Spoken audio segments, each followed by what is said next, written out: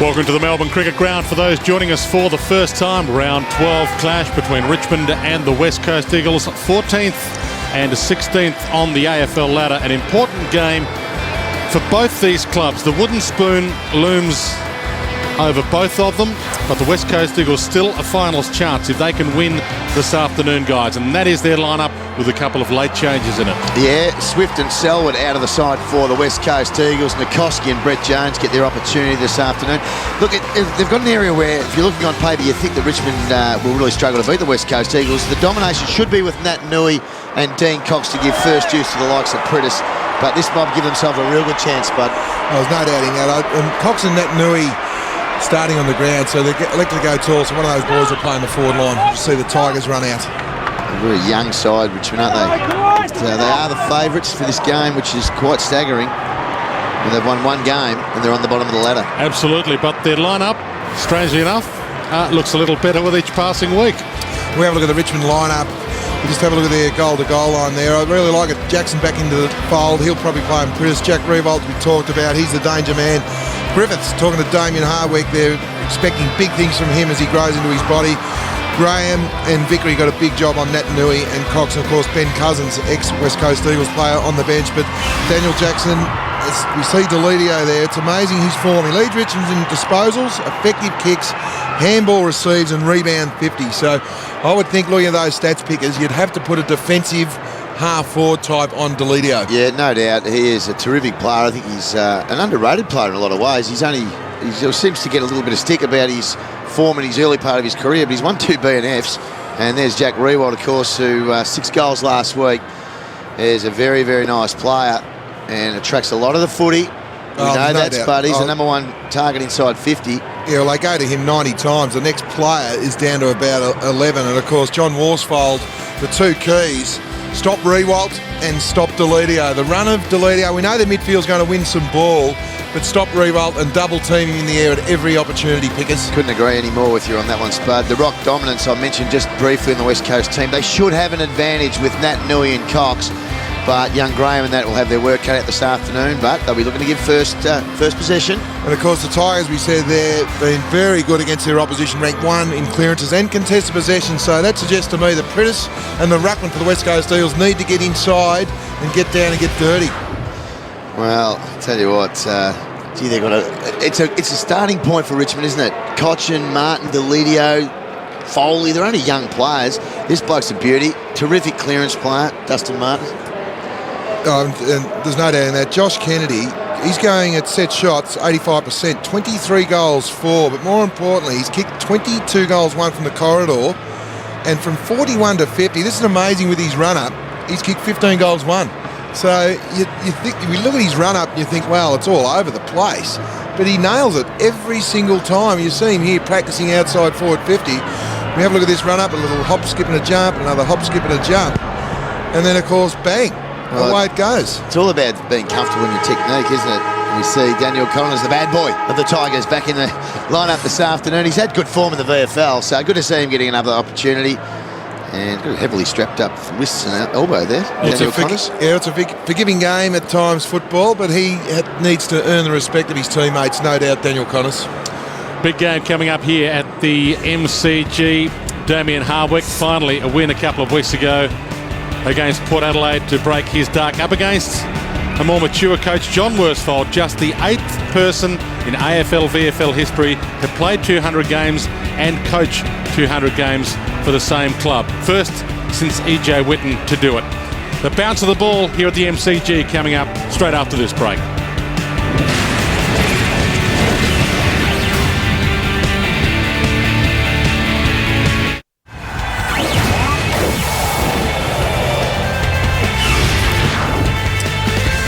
For the first time this AFL season, the Richmond Football Club, the favourites, heading into a contest. The West Coast Eagles, strangely enough, unfamiliar territory for them, coming in as the underdog. They have won here this year, the West Coast Eagles, which is something that Richmond hasn't done at the MCG this year. Toss of the coin, and they're not sure who's won it yet. Just trying to work that out. Did we see who actually won that? Chris Newman walks away. And well, I think Bo Waters was a bit inexperienced because the Glass is out injured at the moment, so not used to tossing the coin. Even if you don't win it, well, even if you don't know it, you just point. You want to go that way. You just do the Ted Whitten. We'll go this way. Chris Newman won it, apparently. Did he? Okay. Well, we know that West Coast are going to the right of screen anyway. We did establish that, didn't we? I think we did, yes, which is good news.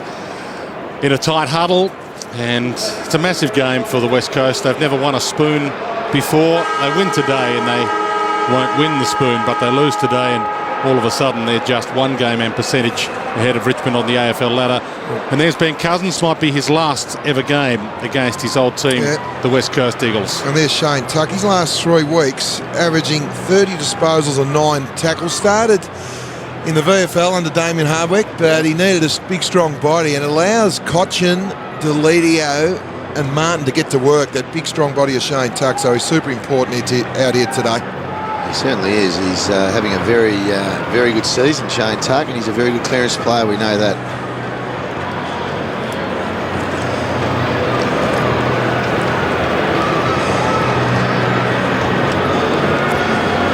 Big advantage in the ruck today, the West Coast Eagles, They're with both Cox starting in there, Dwayne. and Nat Nui in the middle, and they can take their pick, I suppose, who goes for it depending on how straight the bounce is. It's probably the tallest ruck rover in the scene. Take your pick, either one.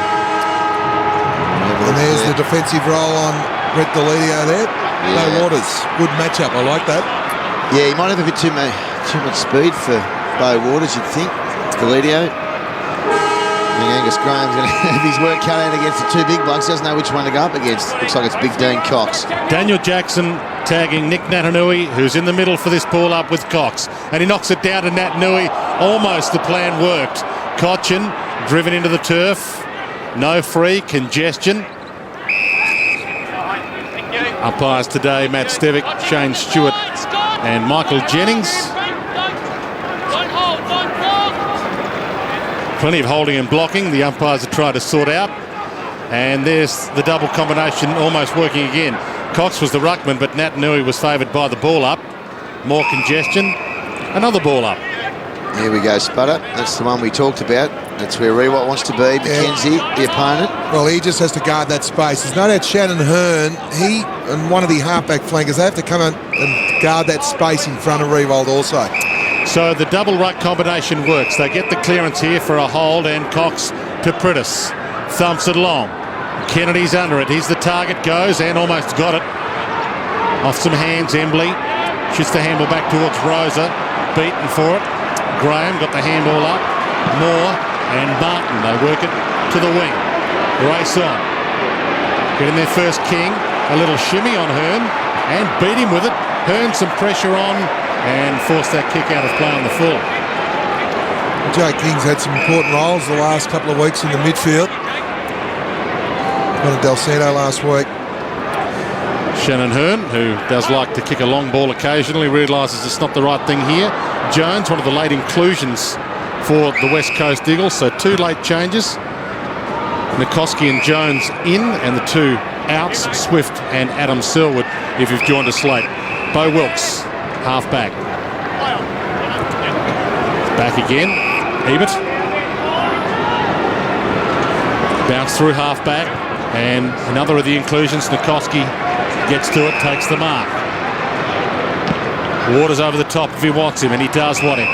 Half forward, nice build-up, maintaining possession. And a terrible entry inside 50. In fact, it won't even travel inside 50 off the smother. It's out of play, and we're still scoreless. Well, it was a bad kick, but I like the fact that they hit Bo Waters up, because he's Brett Deledio's direct opponent. You need to lower your eyes and make Brett Deledio defend. You see there, Shane Tuck. He's running with Nat Nui while he's playing as typically a ruck rover, if you like.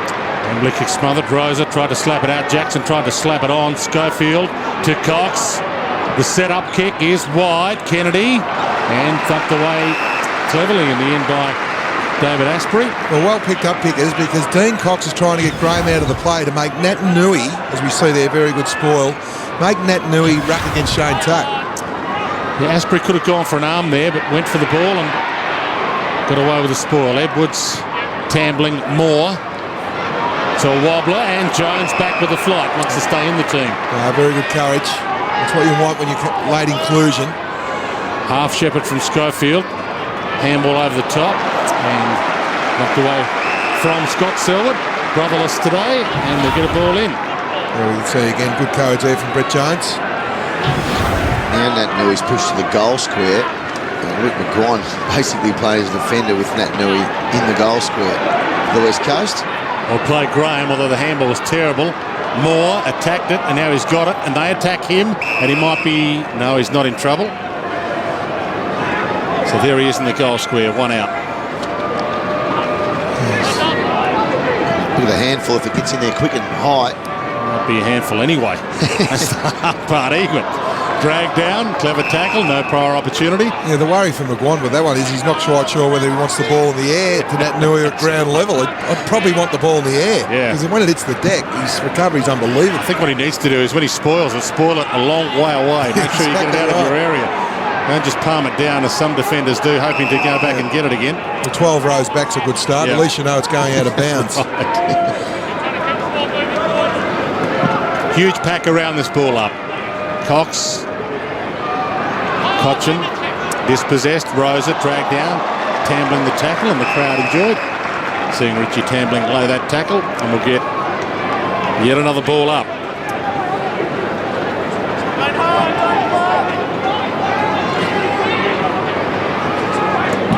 Maybe a calm before the storm. We're going on world record pace at the moment, Brian, for ball-ups. At the start of this game, we've been going less than 4 minutes, and I think we've had something like 9 ball-ups. Cox inside. McKinley had a good piece of that. Waters slips the handball out. And kick smothered. Going back in, trying to get it out was Ben Nason. Unsuccessful. About 15 different hands touched the ball in the meantime, and it's still tied up in the middle of them all. And Dustin Martin with the clearance. Okay, we should be away in space here. To the wing, Hearn and King. King sends it inside 50. Riewoldt under this. Can't get a fly at it. Back of the pack. This could be the perfect start. Strolls in, kicks the goal, and Richmond are away. Okay, Spud. What happened here? Well, Eric McKenzie, we talked about it pre-game. You just got to stay goal side. You know Riewoldt's going to turn around with a high ball. You just have a look here. He comes up. The spoil had to go forward. That was the key. But Eric McKenzie was in no man's land. Had to guard this space. All the dangerous space was between Riewoldt and the goals. That is just bad positioning. Bad, bad, bad.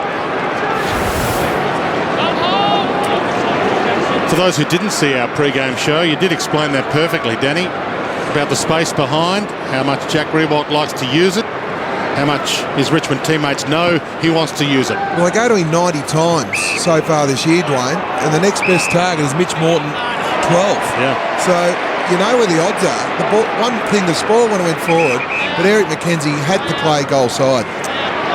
So Graham wins the free. Hands it off. Daniel Connors back into the lineup. Kicks inside 50. He's got it again. He's not the Danny Minogue of the Riewoldt family anymore. He is the king. Now, that was actually better positioning from the defence, but it was just a clever mark. There was some space to lead into. He had 2 opponents. He's just a bit too good. Well, the thing with that is you need support from the front, and Shannon Hearn went half-hearted. If you're going to, you just got to go in there and put the ball 20 metres away. For 2 in 60 seconds from 48. Strikes it nicely. Splendid. He's got 2. They've had 2 entries for 2 goals. 2 entries, both went to Riewoldt. Both times they've got a goal out of it. It was actually a nice kick. It was Connors who kicked it long. And, yeah, Hearn needed to at least take Riewoldt's body on that occasion.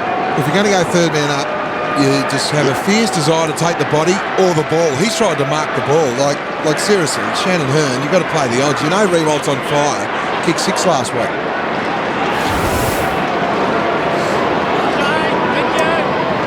He's kicked 20 goals in the past 4 games, Jack Riewoldt. 4, 6, 4 and 6 last week against St Kilda. That was in a losing team.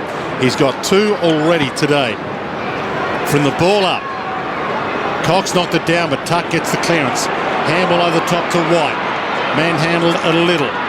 Little slip up Embley, Priddis, Hearn, Embley, Hearn, Tuck. That's a throw. Got away with it. White looks up and Riewoldt says, back to the square. That's where I want it. And White goes all the way for a behind. On song, they've had 3 inside 50s, Richmond for 3 scoring shots. So great efficient football there. Yeah, that is a throw every day of the week. Or an assist, whichever way you want to look at it. Yes, it'll go down as the latter, score assist. Hearn. There's that 80-metre launch. And a huge grab. There's a free in the middle of it all. Tuck's ball. That was a terrific mark by Deledio. Absolutely. To go with the boots. Inside 50, and here he is again. This is not good enough. Well, Spud, where's their support? Eric McKenzie's going to have an awful afternoon if he's not getting any support from his teammates. Well, we've just seen the Deledio grab there, the free kick. But you're right. You know the ball's going to Riewoldt, so you've got to play the odds.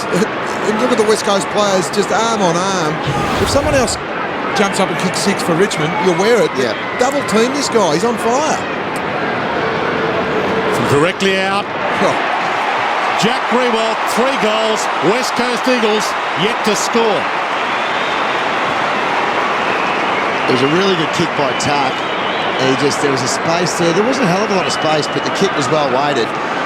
And gee, this bloke was in really nice form. The kicking was a magnificent 65-metre bomb. Lovely mark by Riewoldt. Free kick to Tuck off the ball. Now the Tuck kick was just weighted beautifully, but McKenzie just didn't get any support from his teammates. Really needed a teammate there to come in, even Stevenson, to put an arm in. I know I've been frustrated with the lack of support from McKenzie, but you've got to understand that Riewoldt is on fire, so you've got to give credit to Jack Riewoldt as well. Oh, absolutely. He's playing magnificent football, Spud, but how much time and effort would they have gone in? We know the numbers. They've kicked the ball 90 times to him, and you say the next best option is 12. Well, I think that now's the time. You've got to throw your ruckman back. Get Newey in the ruck and get Cox to stand 20 metres in front of him. Tuck to Edwards to White. You guess to Riewoldt. He's on the move. He's got this. He's up. How's this for a start? He'll line up for number 4. And this would be for 39 for the season.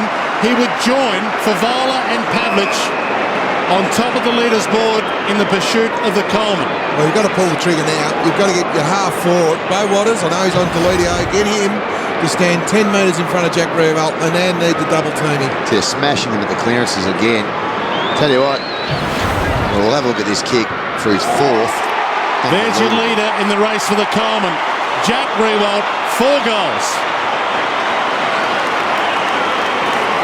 Unbelievable start by young Riewoldt. Now, their best defenders sitting at home nursing a sore groin, the captain, Darren Glass.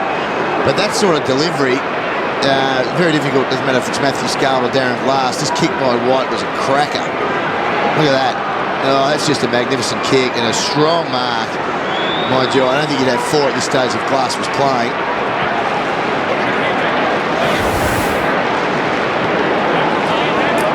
And I can understand your pessimism, Liam, given the glass is a half empty as it stands right now for the West Coast. Shane Tuck started well, boys. He's had 5 contested possessions, 2 clearances, so he's absolutely on fire, Shane Tuck.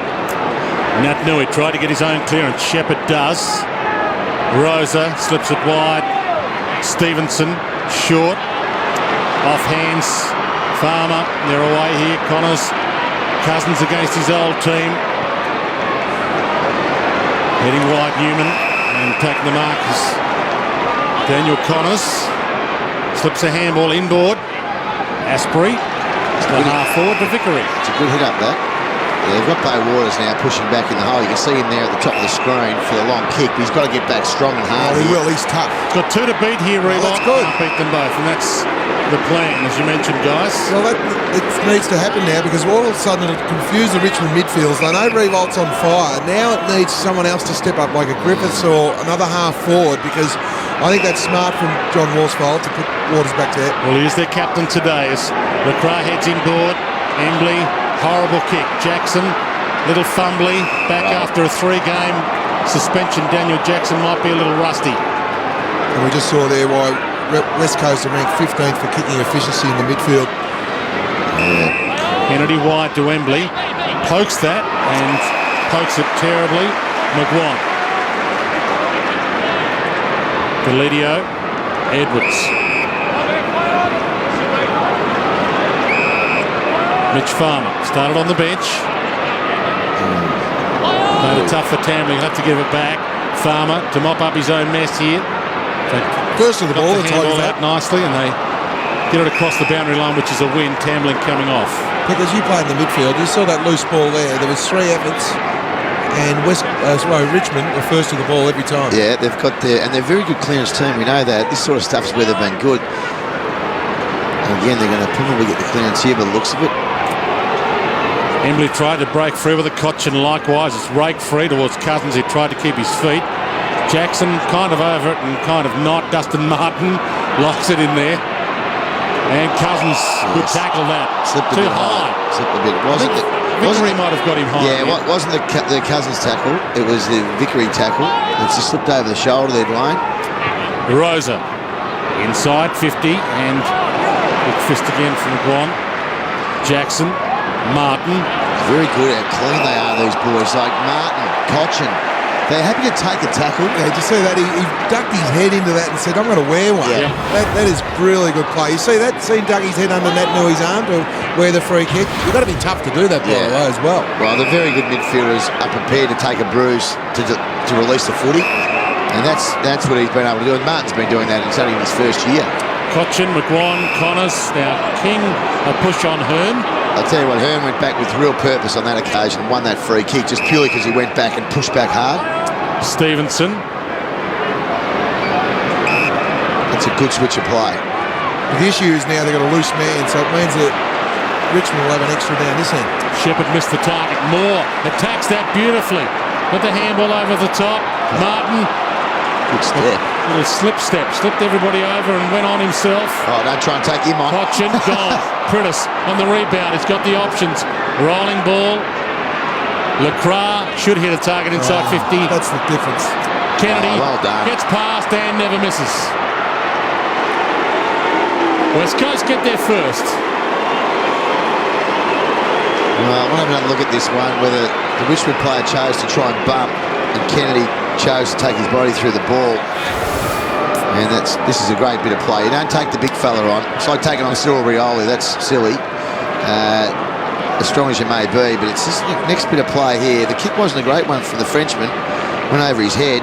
And this one here, yeah, just trying to pick up who that was. Is that McGuan?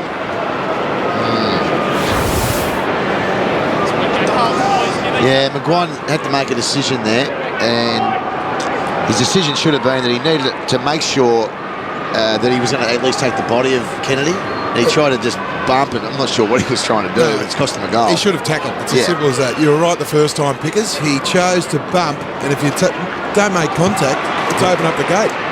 Cochin, a torpedo inside 50 and well read but not marked by McKenzie. Trouble here again. Little knock on to Riewoldt. Tried to slide a handball out. Collins backtracks, but backtracks into trouble. Embley, a nice little 1-2. And the boundary line was what he was after, and he missed it. Deledio thumped this back. Good attack there, brilliant attack, but no mark to Nason. Good play, Edwards. Gets it up. Goal attack from just inside 50, and Dustin Martin slams home another one. He's an unbelievable player, Dustin Martin. He's leading the disposals for Richmond with 7. And you just see why he was the number 3 pick in the national draft last year. Good kick forward, good effort there. And you just see the ability for Edwards, a second effort, and Martin off 2 steps, just slotted straight over the goal umpire's hat. That is a terrific goal from the midfield. And that's the next step in their development. They're winning the ball, now they're running forward, kicking goals.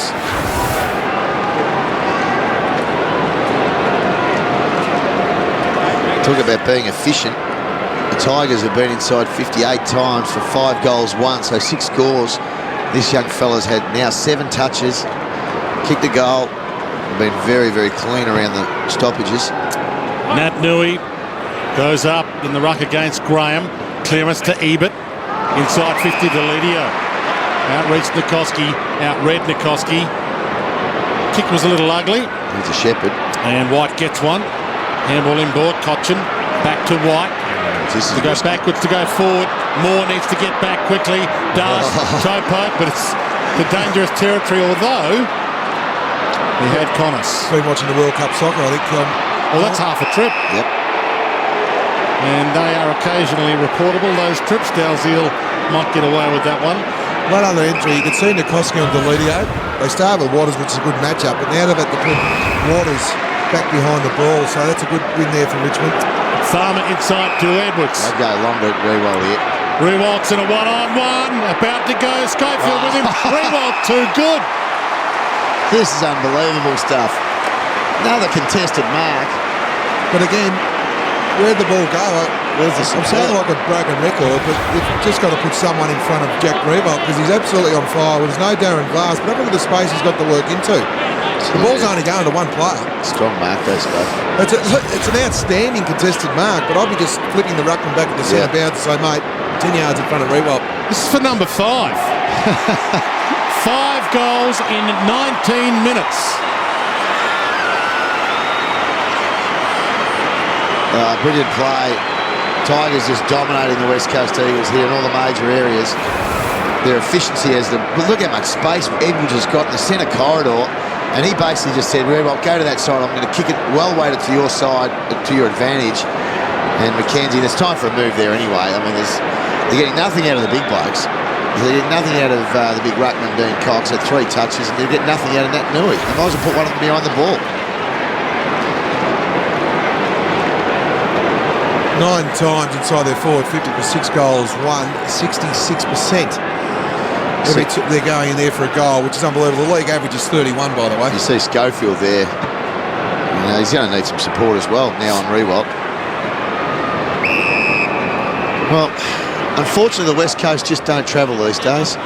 Well, they did win here earlier this year. They did. They only beat Melbourne, I must say. Who were poor on the day. Yeah. Who we also must say, but gee, I'm not liking what I'm seeing so far in this game. A lot of game time left, but that could be a bad sign for the West Coast rather than a good sign in some ways, given that if Richmond win this game, and there's a lot of game to be played, they'll be 1 game away from the West Coast on the ladder, and the way they're going at the moment, there's a huge percentage gap between them, but that could be bridged a little as well. Cox, inside 50, Kennedy, good fist at McGuire, knocks it down to Koski, no prior opportunity there, that won't be ball.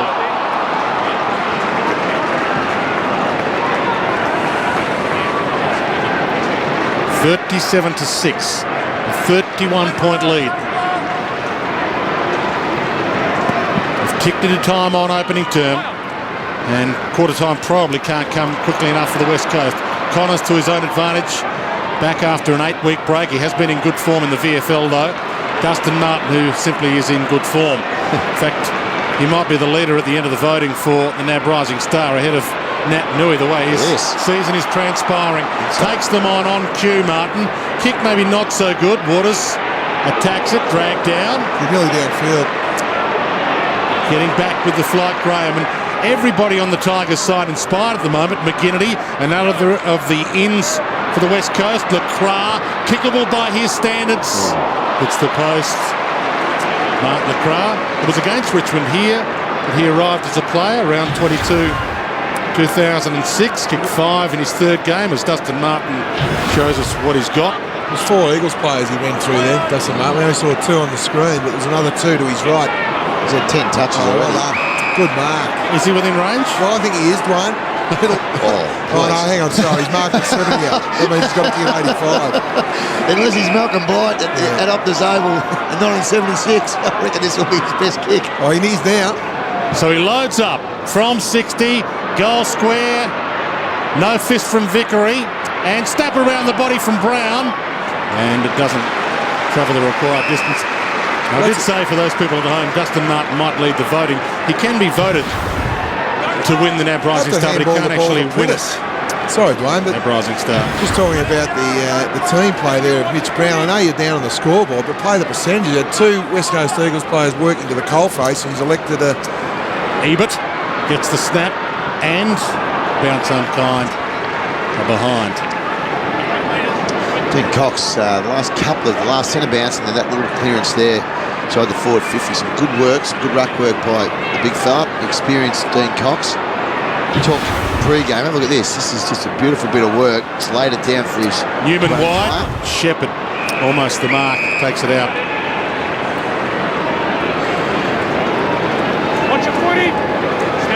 Putting pressure on the Eagles. Richmond at the moment, 66% efficiency. Disposal efficiency. Cox the little flick. He's starting to have an impact here. Oh, that's a terrible. Critis, handball backwards. Riewoldt doing it all on the wing. Gives to Cousins, hands it off. Nason's away. No Riewoldt to kick to, of course, because he's gave it to him and Waters is on his own. Got a couple of options. Dalziel will probably collect this at half back and take off. He's got Cox long. Should be the option.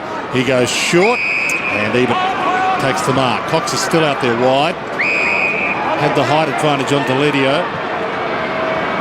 Kennedy. A little nudge from McGuan. That's a win for Richmond. He's marking the ball around the wing area. A poke wide to Nikoski. We can't go long. There's 2 extra players long for Richmond. But he kicks long in hope. Brown's down there and Riser over the top. Couldn't take the mark.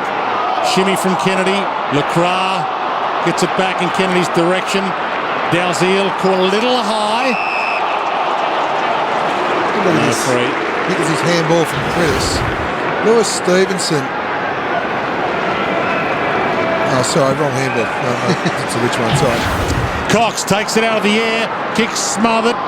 Trying to win a free. Cotchin with the tackle. Tuck dives in. We've got another ball up. Just starting to see a bit of an impact here from the big fella, Dean Cox. Just this sort of situation. Kennedy does some ruck work. Lacroix missed it. Prudis didn't. Gives to Rosa. I did well. He did. He slipped everybody, went onto the left and then missed.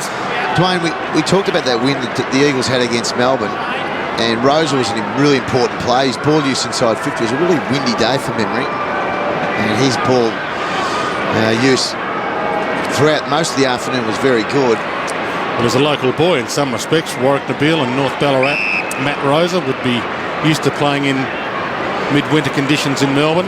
I'll tell you what, Mason. Warwick Nabil, beautiful ground. Is it? It is a beautiful ground. Better than the Etihad Stadium. Yeah, oh, much better. Well, I shouldn't say that. It's not right, Nicola. Sorry. But again, Bo Wilkes has taken a beautiful mark here in the wing and have turned the ball over. That's just an easy possession. I think that's the area for the Eagles, just their ball use. It must be so frustrating. They have held their ground a little bit here in the last 5 or 6 minutes, though. Yeah, and the crowd's getting a little disappointed. Riewoldt hasn't kicked one for 7 or 8 minutes now. The ball hasn't been down there, Dwayne. I know, but still. Cox to Prudis. Back again, little stat fest. What was all that about? Just racking them up and in the hole, Deledio. Well, they've got the extra. Deledio. Oh, White's away here. He can take the bounce. He's got Farmer running for him. He's got a couple of options. Griffiths, good hands there and held a little long. Handball up. Martin. There's Riewoldt again. And can he get the fly? Oh, you bet he can. Couldn't bring it down, though. Crowd got what they wanted, though, some more Riewoldt action. If you've joined us late, Jack Riewoldt has 5. Kennedy wide. Lacroix gathers, turns, uses the boundary, put more inside out, and kicks a ripper. That was brilliant. Mark Lacroix keeps the West Coast in it. You talked about it because the last 5 minutes they've controlled the play. Now they got reward for effort. Just sheer brilliance from Lacroix there. Not a lot more can do because he corralled him to the boundary line beautifully. Just that leg speed there and to nail the ball over the hat. That's a goal umpire's hat. That's a very good goal. Super goal, actually. That is absolutely brilliant from Lacroix. Desperately need him to kick a bag now with Riewoldt up the other end of 5.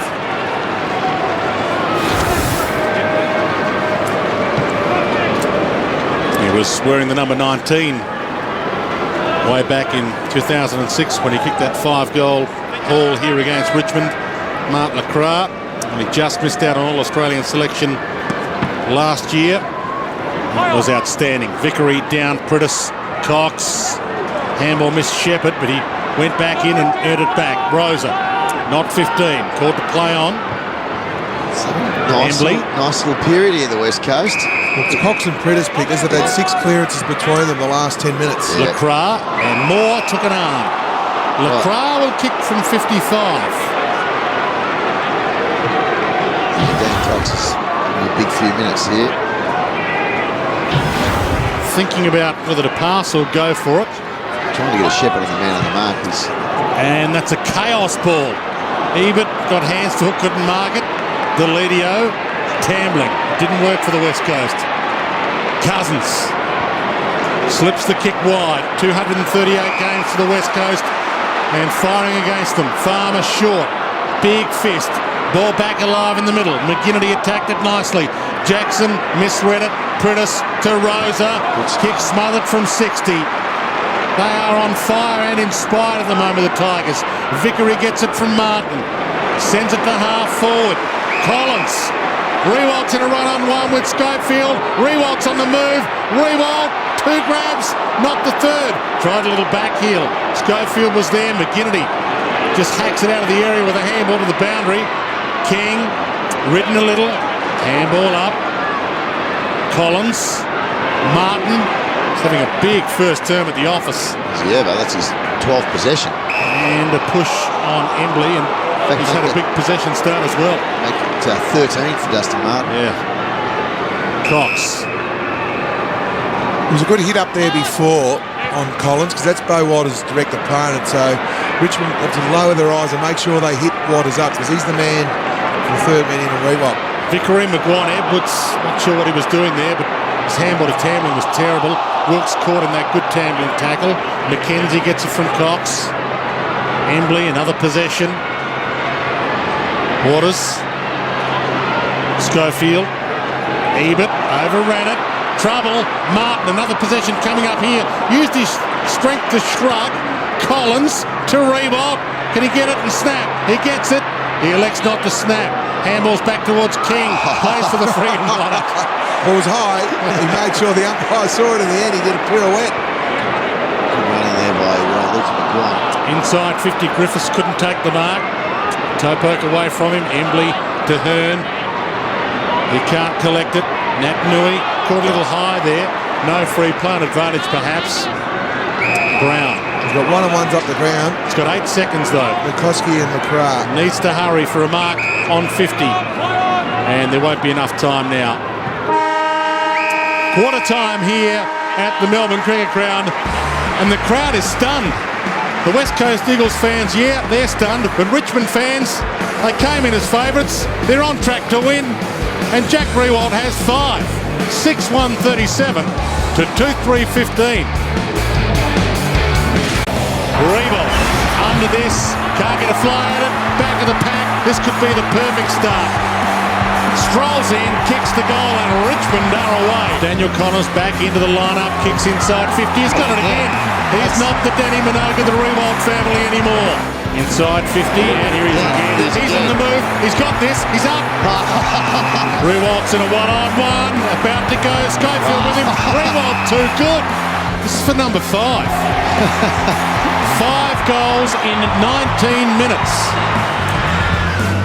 5 goals in 19 minutes to start the game for Jack Riewoldt. Richmond at 6 goals, 1:37 at quarter time. The West Coast 2-3-15. But Liam, as you did say, the West Coast almost won the last 7 minutes of that quarter. Oh, they did. I think there's some real positives they could take out of it. If you're looking at the key stats, they've had more inside 50s than Richmond.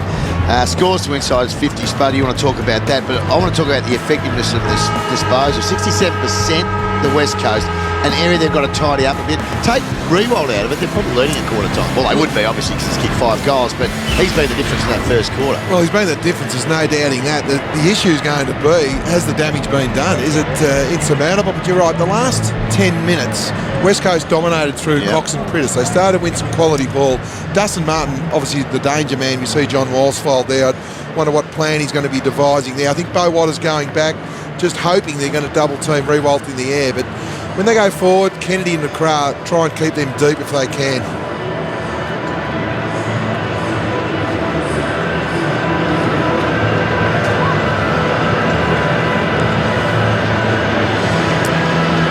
massive double-header day of football for those in Western Australia today. The West Coast Eagles and Richmond here, where it's quarter time, and Richmond by 22 points, of course, later today. Third and fourth on the AFL ladder, St Kilda and Fremantle. Jack Riewoldt, the star of the show, 5 goals in the opening 19 minutes of this game to set up this 22-point lead at quarter time, and he heads to the Richmond end. Yes, he's now leading the Coleman medal, Dwayne. Yes, an outstanding start. 40 goals so far this season for Jack Riewoldt, Brendan Favola and Matthew Pavlich on 39, but both playing later today. It'll be interesting. I'm sure Damien Harwood, you say, give the Riewoldt one-on-one, but he'll be trying to get double teamed. So it's important that Richmond try and use some other avenues to goal now. Collins, Dustin Martin's actually gone down as a forward as well. So Asprey on Josh Kennedy. And Bowater's still playing that loose man defence. So what's happening is Tamlin's trying to make it a 2-on-1 there, just so he doesn't roll back and get in front of the leading Riewoldt. Perfect bounce to start this second term. Scott Selwood over it, tunnels it through his legs. Pritis to Hearn, stripped by King, caught by Nat Nui and Hearn. Not necessarily trying to get it out. That could be costly. It is. You can see Bowater's there. So there's a loose player. It'll end up becoming Deledio. Stevenson. Well, I think Deledio, he's free for Richmond, Yeah, which is a little bit of concern because he's leading their effective disposals and rebounds. Hearn thumps it along, big leap. Kennelly couldn't bring it down. Had a couple of hands on it, and Deledio's handball. Mrs. Asprey will get a ball in. Well handled by the umpire in the middle there, with Jake King annoying everybody and Scott Selwood getting a little frustrated. Well, Deledio, you're right, Spud. He's the last person that they should be allowing to play loose man for Richmond. Well, he is, because he leads disposals, effective kicks, handball receives, and more importantly, rebounds. So not only does he get it, but he uses it better than most. Well, you can see him with McKinley. Well, that's good. I would just let someone else go free for Richmond. You see Cox is in the goal square there, so Nat Nui to do the ruck. Tuck ducked into that tackle and then threw it out. Ebert, back, Rosa, smothered Edwards. And the sidestep, beautiful. Back into the corridor. They're taking this game on. Riewoldt up to the wing. No arm slap free. Play on. Handball out was okay from King. Slippery in there. It is slippery in there. Newman hacks it to half forward. Bouncing ball. Stevenson gets back. Waters, the loose man, Danny Frawley and Liam Pickering were telling you about, to Wilkes. Takes off at half back. Pritis. Jackson with him. Nice fist from Jackson. And collects back from that 3-game headbutting suspension. And some poise back. Sends it long. Collins with the fly. Got it. Well, certainly they've got other targets now, because Bowater's the loose man behind, and then Collins kicked 2 goals last week. So this will be a real worry for the West Coast players and their staff, because, okay, they may have got Riewoldt under control somewhat, but Collins being another target now, so need to share the load, the Richmond forwards. Damien Hardwick might have changed this up, pushed Riewoldt up the ground and changed the target. But Collins not kicking as well as Riewoldt are behind. Trying to steer that one through. There's a very good bit of play by Jackson on the wing, the one-on-one against Pritis. Once he went to ground, Pritis was out of business. He has had a good start to the game, Pritis. He's had 10 touches. And Shane Edwards, he's done a couple of clever things. He's sidestepping West Coast opponents. Hearn, another 70-metre bomb. Nat Nui, 3 to beat. Deledio crumbs it back inside 50, and Waters backing back with the flight again. He's taken a few marks doing exactly that already today, filling the hole nicely. We settled their team, Dwayne, by putting him back there, because as you said, he'll take the courageous mark, and he's their acting captain today, so that's what you want from your leaders. Wilkes, Ebert, back to Waters, Rosa. Now, they've got an extra player here, the Eagles. It's good play by McKinley. Okay, so McKinley from 50. Cox is on the goal score on his own. Well, he had to be aware of that. He knew it was 2-on-3. As soon as he marked the ball, just get the ball to space, because it was a 2-on-1 situation deep. Yeah, you got to wheel around. They have played a lot better in the last part of that first quarter, and they've started this quarter okay, the Eagles. So the West Coast fans at home, don't be too distressed at this stage, as I think you're starting to build something here. 11 goals, 11 for the season. Not bad off the boot, and hasn't got the carry. Touched on the line. Well, he had to kick that from on. He had to know that Kennedy and Cox were down there on a 2-on-1. So that's a real let-off for the Tigers. I know the West Coast coaching staff would have been looking at that. We worked the ball beautifully through here. We've got the extra. Newman. Graham flies. Fisted away by Wilkes. Rosa. To slide it back to Wilkes. Stevenson handball. Untidy. Edwards will set it up to Tamlin. Dragged down. That's a good tackle. Had prior opportunity as well. Cotchin. The Tigers up. Gonna have to run it all the way though. Collins, Martin, clever, Mason, that's a free. That was unbelievable play from Martin. He knew that Mason was running forward there, and that spike through the free kick. Clever play. Riewoldt's got 2 on him. Jackson loads up from outside 50. He misses.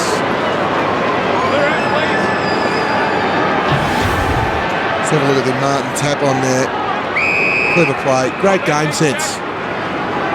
If he'd never taken the ball, he'd known he would have got tackled. Ebert back to Schofield. They move the ball quickly. They've got numbers on the wing, the Eagles. Stevenson. Rosa. He's getting a lot of it as well. Possession number 10 for him. Yeah, comes right inboard here. Embley. Short. McCrath. Roll and go. Yep. There's McKinley again. He's in a one-on-one with Newman. He's got the reach. They can't mark it. Newman did brilliantly. McKinley's over it now and in trouble. He dragged it in. He's dead. Well called, Dwayne. Look, he tried to use the body there, but then just go at the ball. He was more looking for the body than stretching the arms and allowing Newman, because Newman knew he was under pressure. The kick was a terrific kick to advantage. Yeah, once you go to the ground like that, you're in strife too. Deledio dangerously. No mark. Connors gets them out of it. Deledio again. Coming off a 20-possession game last week, Brett Deledio, his lowest possession game of the year. So he wants to do better today. Lacroix pokes it inside 50. McKinley again, thumped away. Graham caught by Hearn, got it up to Moore. Back to Newman. King back into congestion. That allowed Newman to run into the space. Tamlin to set it up. Scoots his way around Naitanui. Kicker wobbler, tough one. Dangerous. Cotchin knocked away from him. Well played, Tamlin. Tried to mop up his own mess. Deledio. Oh, it's laid off his. Sold everybody the dummy. Cotchin, Deledio, Tuck. Where's Riewoldt? Short option instead inside 50. And taking the mark is Andrew Collins again. Oh, that's magnificent play. He was double-team Riewoldt. This is clever from the Richmond midfield. They know that Riewoldt is the danger man, so they're lowering their eyes and, more importantly, widening their vision. So Shane Tuck, we just assumed, instead of marking contest here with McKinley, just had to go at the ball one-handed, just allowed Chris Newman into the play. But this is terrific play here for Richmond, working through a different key forward. Should kick this. He's already had a sighter from exactly this spot and doesn't make the same mistake twice. And clever players shouldn't. 2-goal turnaround. It was a beautiful kick there to McKinley. He didn't play on earlier in the game, and he tried to take the ball one-handed. I love the build-up here, and I just assumed, and everyone else on the ground did, that thought, well, Riewoldt's going to take a hang here. See Deledio to Tuck. You see Tuck look out the corner of his eye to Collins, and that is beautiful there. West Coast Eagles were all trying to hone in on Riewoldt, and that is good play, sharing the load.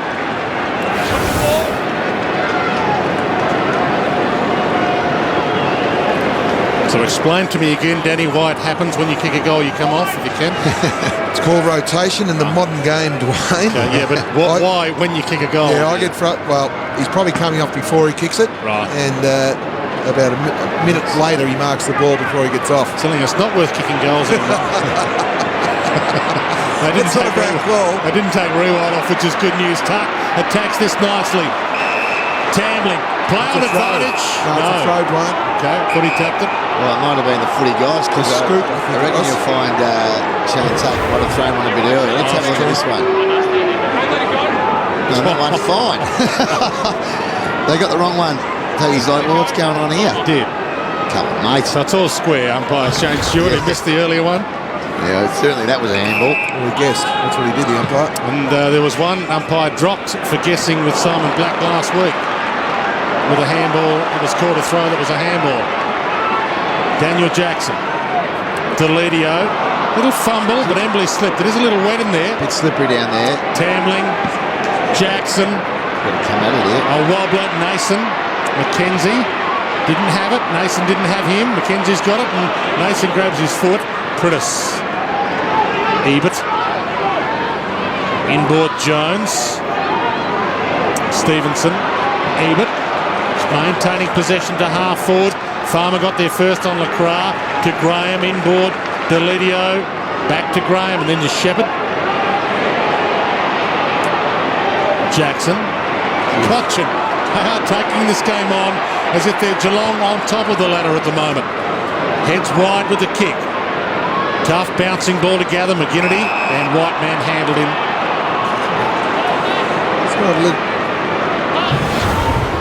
Trying to have a look at Patrick McGinnity there. Just spectated. The ball was meant for him, so he just had to go. Purely and simply. He was looking around, but he was the target. McGuan to Edwards, and they're away.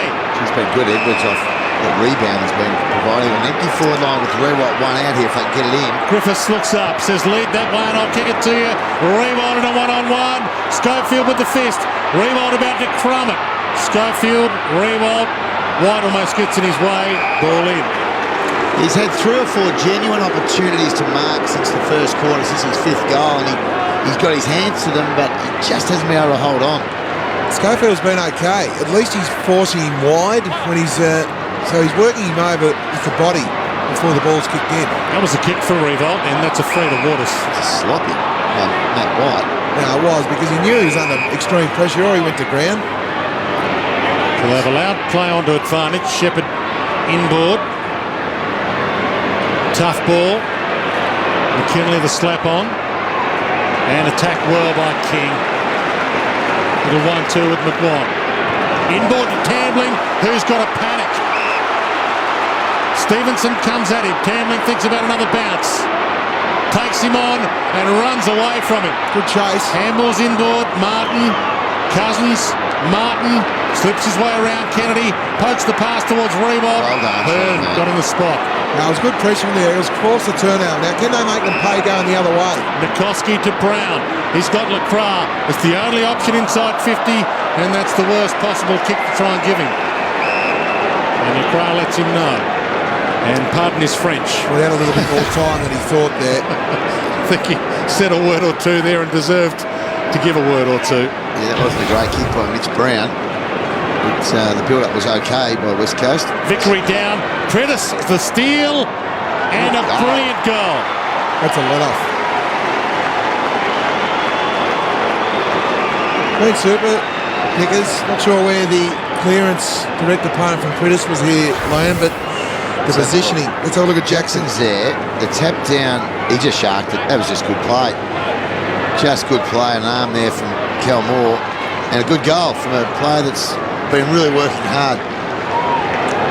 Matt Pritis? Yeah, I think Cal Moore had to play as a sweep and what. Good play from Jackson, but Cal Moore had to stay back and protect the area. Matt Pritis, the leading player at the West Coast this year, according to many of the numbers, and according to the bookmakers, the leader in the pursuit of their best and fairest. His kicking efficiency up from the 57% it was last year as well. So having a good year. Cox flicks it down in the Pritis direction, but Vickery gathers, goes back to go forward. Newman set it up from half-back Don. Good pressure. Must have been a legal handball. Jackson, Vickery, Asprey. Farmer. Riewoldt wants it long. It's in his direction. Schofield again with him. Schofield slips and Riewoldt gathers. Yeah, you can be frustrated. You go to ground under pressure. It was a beautiful kick. He's absolutely on fire. Jack Riewoldt, we saw all the Richard supporters. They got a new hero. Number 8 on the back as well, and that's the number that many a Richmond fan will have on their back after this performance today. This is for number 6. He's kicked 6 3 times in his career. And can't make it 4 times. He's worked on his kicking technique, though, because he seems to have a really nice action now. Yeah, well, it was a very good kick off the boot. 5 contested marks. Well, you go through a game where you have teams that battle to get 5 for a match. Well, especially with the way the game's played now. as you said, teams 5 for a match, so he's had 5 in a quarter and a half. Hearn told to get on with it. Richmond have the numbers here. Tuck punches down to where West Coast had the numbers in the front. Brown got it from Selwood, gave to Wembley. Dalziel, short. They should kick a goal here if they work it through correctly. Kennedy, McGinnity, Lacroix. Lukowski's on his own in the square. And ignores him and goes to McKinley, who, as we told you earlier, is a 50-50 goal kicker this year. They're working into the game, just the word composure. We saw Mitch Brown a couple of minutes ago, and they're rolling the dice a little bit, but they're getting forward of the ball. So their forwards have to know when they've got him outnumbered, just go back quickly, and that was good from Lacroix. If he had blazed away long to Lukowski, he was manned up by that stage. Well, that's right. By the time the ball got there, they would have had support. Kicked one earlier that dropped short, and this one misses by about the same margin, a foot. Carbon copy of Riewoldt's shot at goal. Yeah. Side of the post. We need to start kicking those. Desperate dive by McGuan. Good mark. Back to Moore. Still a bit of an arm wrestle at the moment, though. West Coast have looked dangerous. They've been able to get the ball inside 50 a bit quicker. They could very well have another couple of goals. Yeah, if they could start and take the first 19 minutes back where Riewoldt kicked the 5 goals, they'd almost fancy their chances of winning this one. They're still in it, plenty of time left. Oh, absolutely. They're still in it all right. McGuan, turnover, Cox, good attack, Collins, made that a contest. Jackson, Dalziel with the tackle. Good decision. He tried to free the arms first, then the foot. Nat Newey's at centre forward on his own, but he's just getting to the wrong spots at the moment, Big Nick. Dalziel wide and a good fist unit.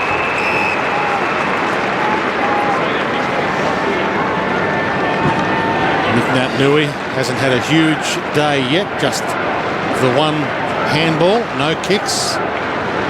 Well, that'll be the development in his game. We know how exciting he's going to be. He's probably got the most exciting highlights reel of any player playing the game, but unfortunately he hasn't tended to get a lot of the footy at this early stage of his career. Moore, Cochin, Collins and King combined to get it out on the full. Jack King just bit off a bit more than he could chew, the Bulldog. You called him a pest, a bulldog? Well, I'd say pest in an affectionate way. In a nice way. That's right, if you can use it affectionately. He's a nice pest. Yes. Vickery kept that alive. Everybody stopped. Riewoldt, 2 to beat here and wins. There's 6 contested marks on Embley. And again, that high ball, you've got to ask the question of the halfback flankers, do they really want to go? Because it does take a lot of courage when you're coming off your half forward and the ball goes over your head. But there's 4 points up for grabs, and there's pride up for grabs in this game of football. Just not sure when many of the halfback flankers of the Eagles really want to be there under that ball. Blossoming before our eyes, Jack Riewoldt for number 6. And that's a dart straight over the umpire.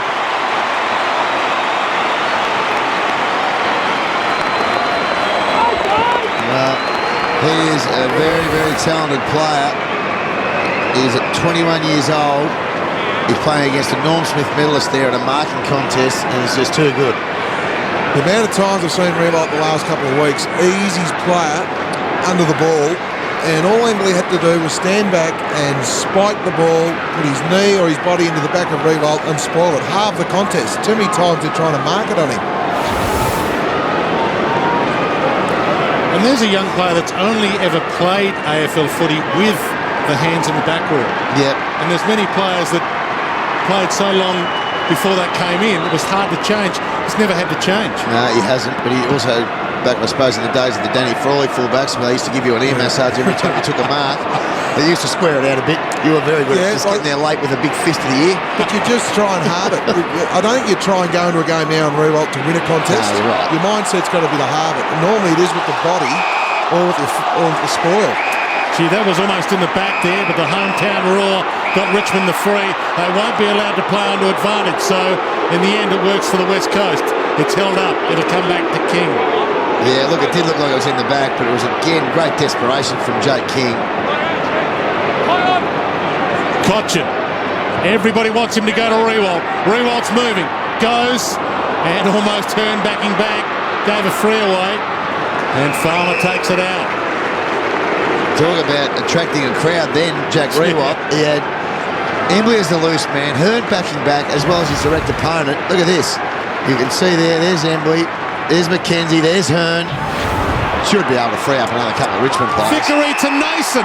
Has he marked it? He held it. It didn't hit the turf according to the umpire. The West Coast Eagles fans, I said don't despair a little bit before. Starting to get a little bit worried at the moment. Gee whiz, they're not winning any of the 50-50 stuff at the moment. The last few minutes has been all Tigers again. Good decision. He controlled it. It did hit the turf, but he had control of it when it hit the ground. Well, his arms were still underneath it, right? Ben Nason, the top of the square for a 35-point lead. He's been a very good player, young Nason. Yes, he does. A few people do say that he looks a little bit like Princess Leia with that haircut. But You could have said John Platten and been a bit kinder. well, that's what they say. I'm not saying it, but I'll tell you what he has. He's got enormous aerobic capacity. He runs hard. And look at that. He's fought the front spot. That's a mark every day of the week. And he's a very, very good young player.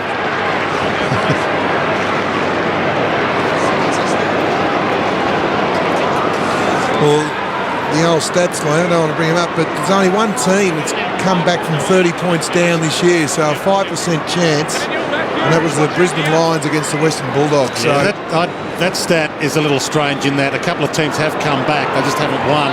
They've hit the lead with 5 minutes in games to go and then conceded the lead again. they've still got both. Cochin, Edwards, yeah, but they've come back. That's the point.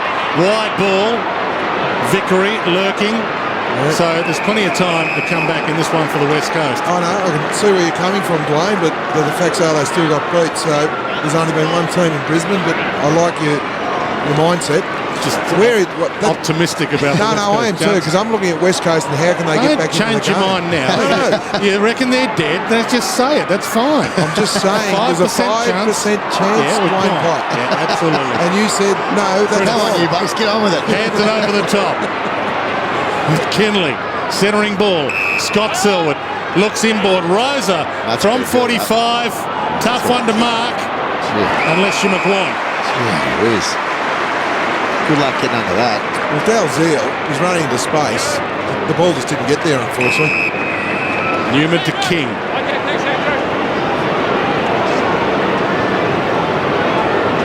And White in the third grade just before he travelled out. I tell you who's been a very effective player for the Tigers, Shane Edwards.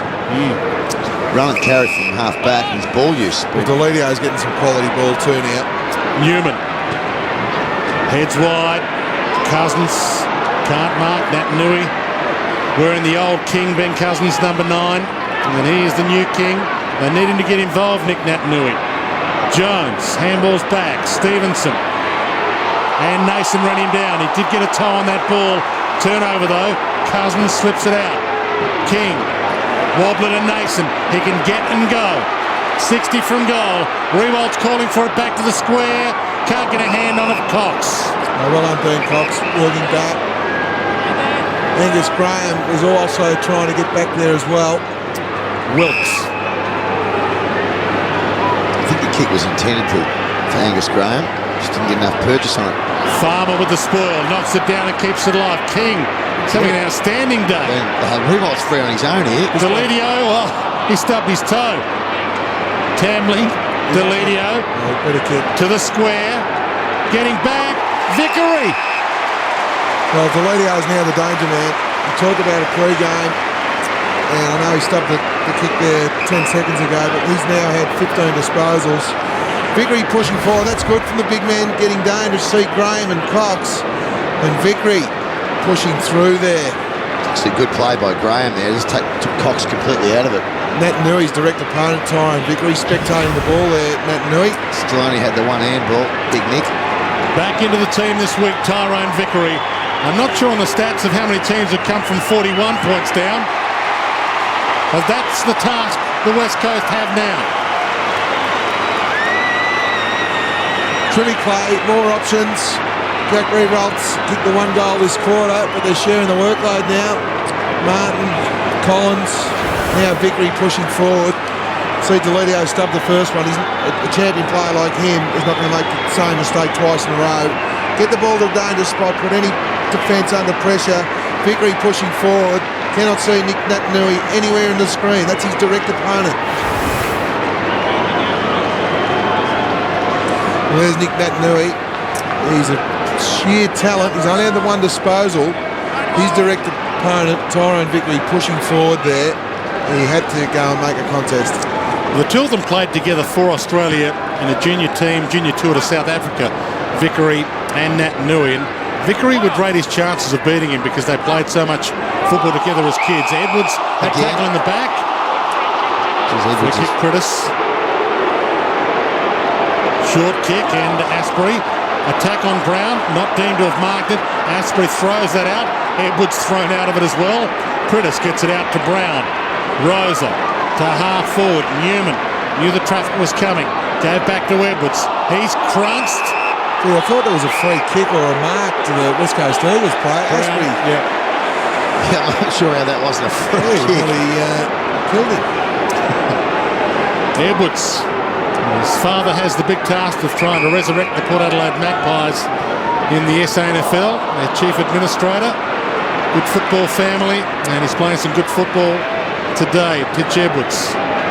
Opportunity here. Bit of fancy stuff. Absolutely. It's been worth the wait for 8 weeks. Bounces it inside 50. McKenzie really tried to get rid of that with any vigour, but he didn't have prior opportunity. Ball comes out. King, it'll be right for him to roll one home, but he can't. The West Coast Eagles player, I think it's Beau Waters. He's in a lot of trouble down there in the hands of the trainers, about 40 metres out from Richmond's goal. He hasn't moved, and he's tough. He's as tough as they come. I'm pretty sure it's Waters. Yeah, it is Beau Waters, and they can't afford to lose him. He is virtually their best player at the moment. 33 possessions last week against Geelong. He's been in outstanding form. Delidio, ball knocked away, Dalziel. Stevenson hands it back to Shepherd. Hugs the wing and more with a big crunch. Good mark, Brown. Yeah, good courage. Protected the drop zone. Good courage from Moore. He's a little bit sore. So Waters hobbling, but might be okay to play on. Rosa. 1 minute from half-time. And what a half it's been for the Tigers. And if you have joined us late for Jack Riewoldt, as Wilkes sees it through his hands, maybe one more left, maybe a number 7 for Jack Riewoldt. Cousins. Cousins is going sideways and backwards a little bit too much here. We've got Vickery on Waters at the moment. He just moves it quickly. Collins, inboard, Farmer, 45 out. Good option.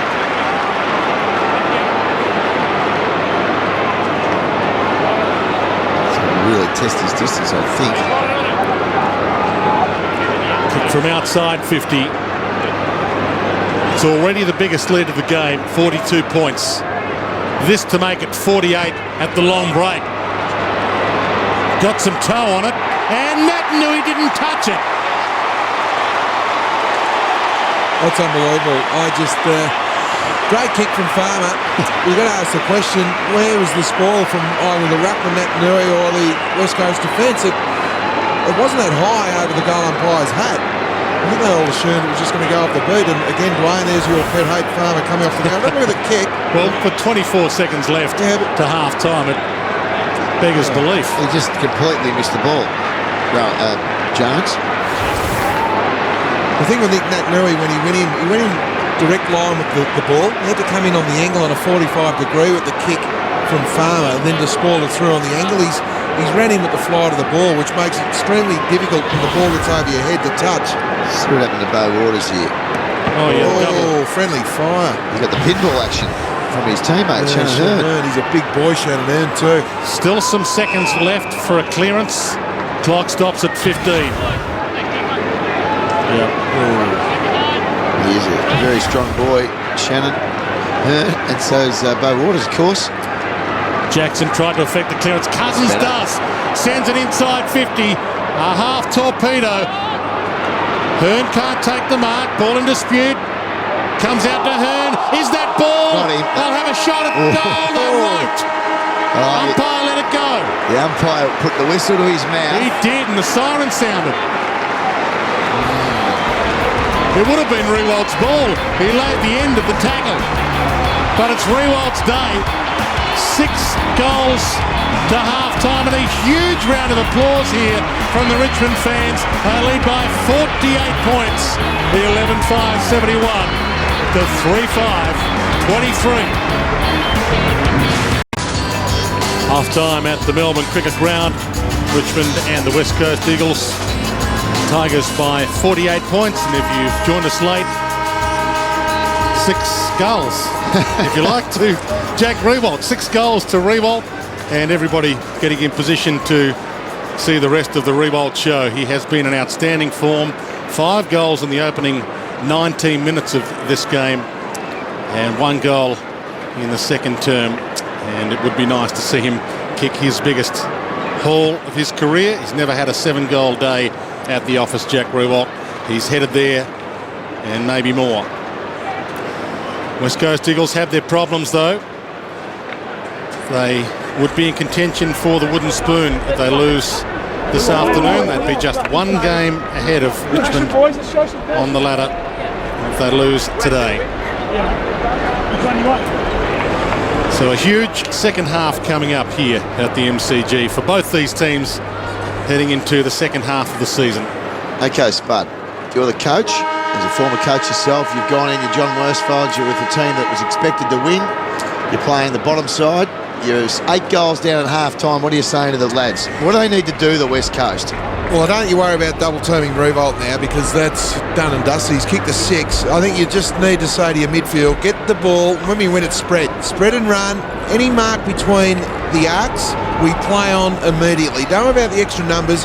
Get the ball down to Kennedy, LeCras, McKinley, and these type of players. Even push one of your ruckmen deep, and let's try and win the inside 50s. If we score, so be it. We haven't played our best game. So the Riewoldt scenario, disappointing. That half's done and dusted.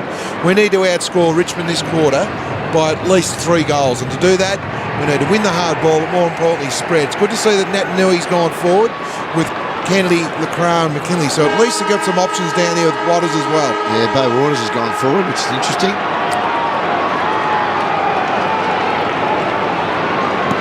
Second half underway. Graham and Cox go at it. Umpire gets out of the way. Rosa with a little toe poke from hands and in danger. Even though that's not the wording of the rule, we all know what it is. It's been that way for 100 years. Edwards looks up. Riewoldt's on the move. It's a wobbler. Impossible one to mark. Cochin did a good job attempting it. Cox, handball didn't hit the target. Dispossessed. Cochin back through traffic. Collins knocks it out. Tuck, Nat Nui, quiet first half. Embley, it'll slap on McKenzie, Stevenson, and now Nikoski. Runs into a tackle but gets the handball out to Rosa in time. Stevenson, Waters, the wing, and space. Scott Selwyn, short. LeCras left it for Kennedy. Yeah, get it in there. You got one-on-one, Newman. And McKinley, and McKinley's got it in the pocket. That's good play. That's a good style of play. Happy with that. The ball inside Richmond's forward 50, and they ran the ball on. They weren't afraid. First option footy. It was really good play. Well, it's exactly what you just spoke about, Spud, isn't it? Just rolling off the mark and getting it on quickly. And McKinley, at least your forwards know when to go then. If you know you're going to play on, you can just initiate the move. But when you've kicked 0-2 for the game, this is a tough spot. Across the face, and it just scores. So 3 behinds and no goals so far for Ben McKinley.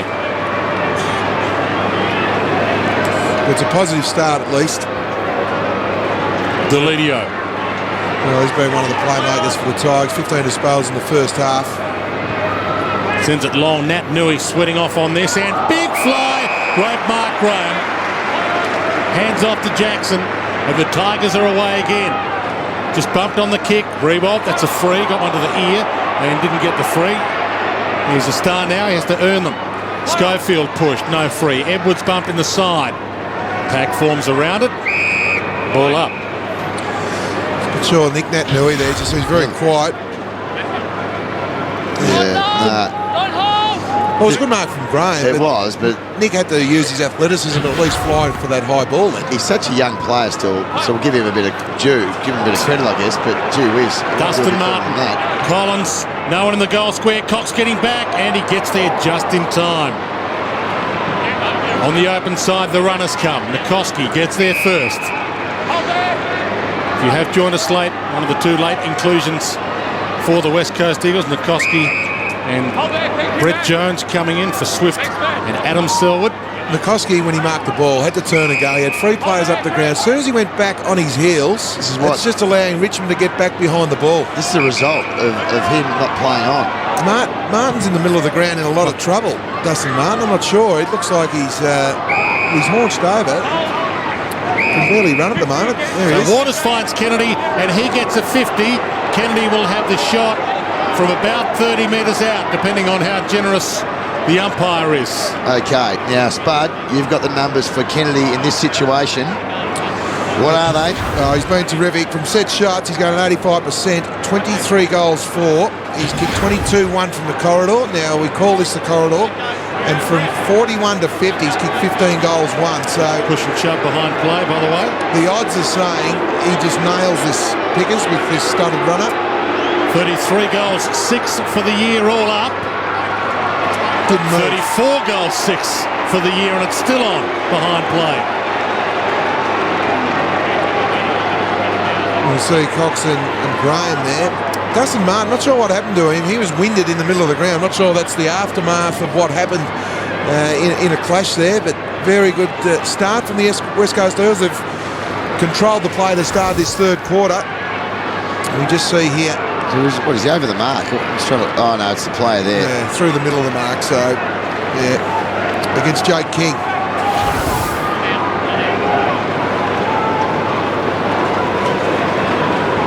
It's amazing stat there, Dwayne. Was it 34 goals? 8.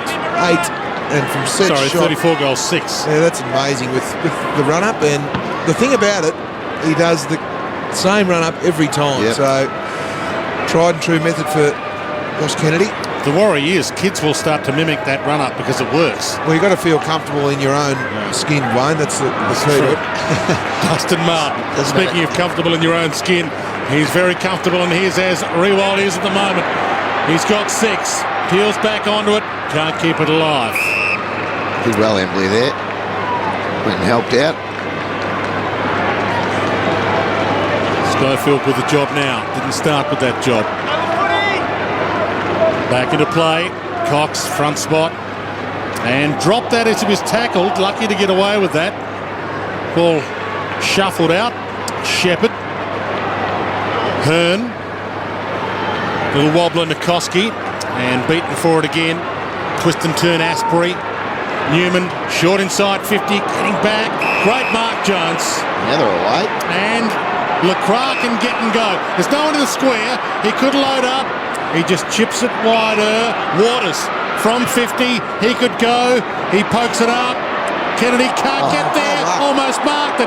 Goes back in. Toe-poed Lacroix. McKinley. Nice way to get you first. Yeah, good passage of play by the West Coast Eagles. The captain in a bit of trouble here. Chris Newman's down, and he was the one that turned the ball over down the other end, so it was extremely good gut running. Great courage from Newman. That's a knee from Asprey into the back here. I hope he's all right. No, he's hurt. No, he's hurt. Chris Newman's as tough as they come. For him to not get up off the ground, great goal from the Eagles, by the way. He's in a lot of trouble. I might need to stop play here. Chris Newman is tough, but it wouldn't surprise me if he had a broken rib or two. Asprey got him with a knee, and he couldn't have hit him harder if he tried. Yeah, he's back on. He's running around. So it's a good effort, gee. 2 in a row to West Coast, though. It was amazing how he got down there because he turned the ball over inside the forward 50. So he's a fit boy, Chris Newman. We know he's fit. We now know he's tough, and that's why he's the Richmond captain. He's been through a bit. Strange free there against Cox, so it's Graham's ball. He's been playing well. He's been very good. Big Angus. So Newman, he looks okay. Will bounce, stop. Throws it on the boot. Riewoldt, the leap!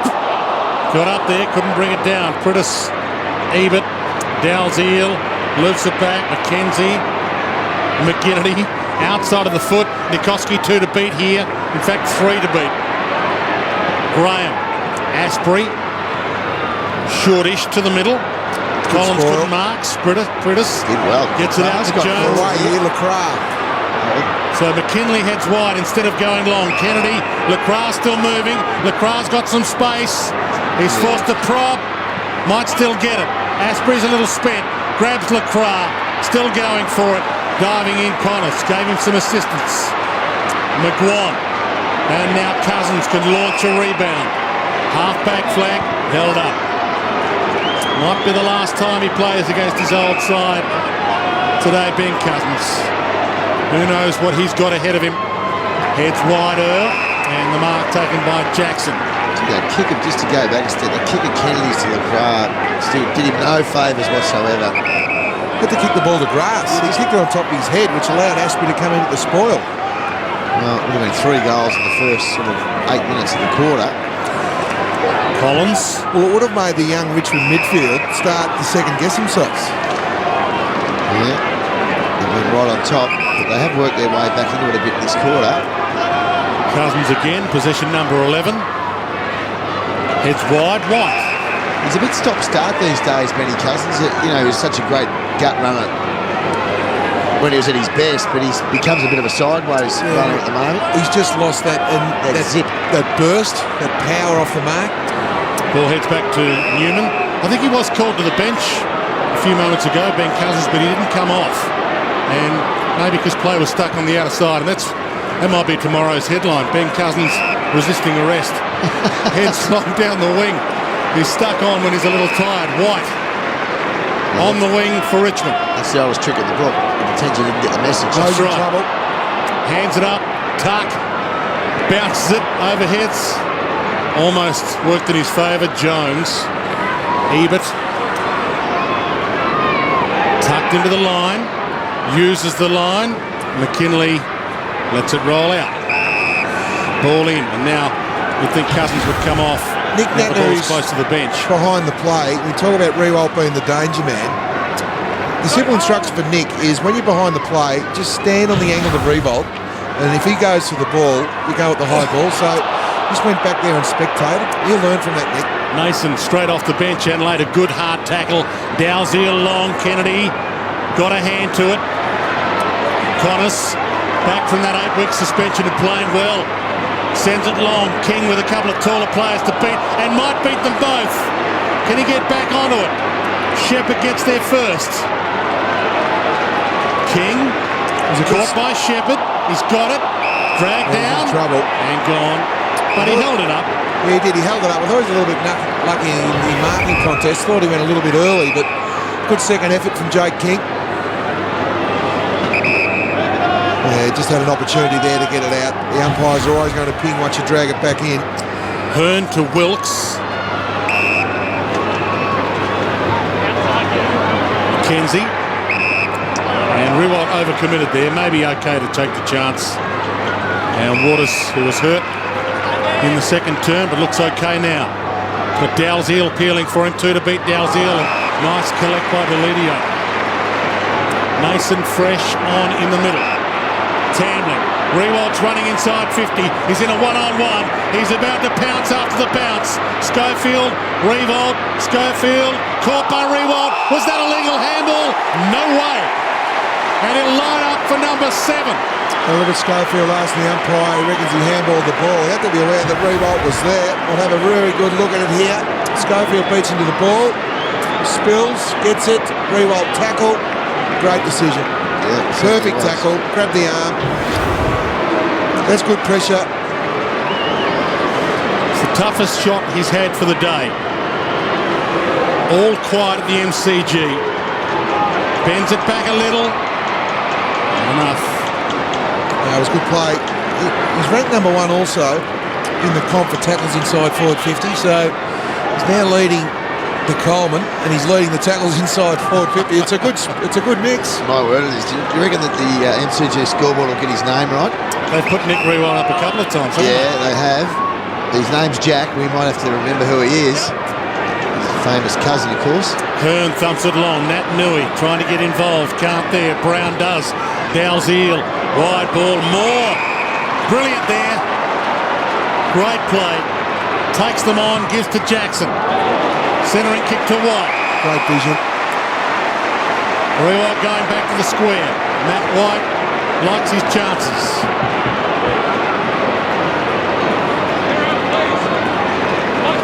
"36 points the margin. It was 48 at half-time. A steadier here for the Tigers. Gets under it a little. And sends it way wide.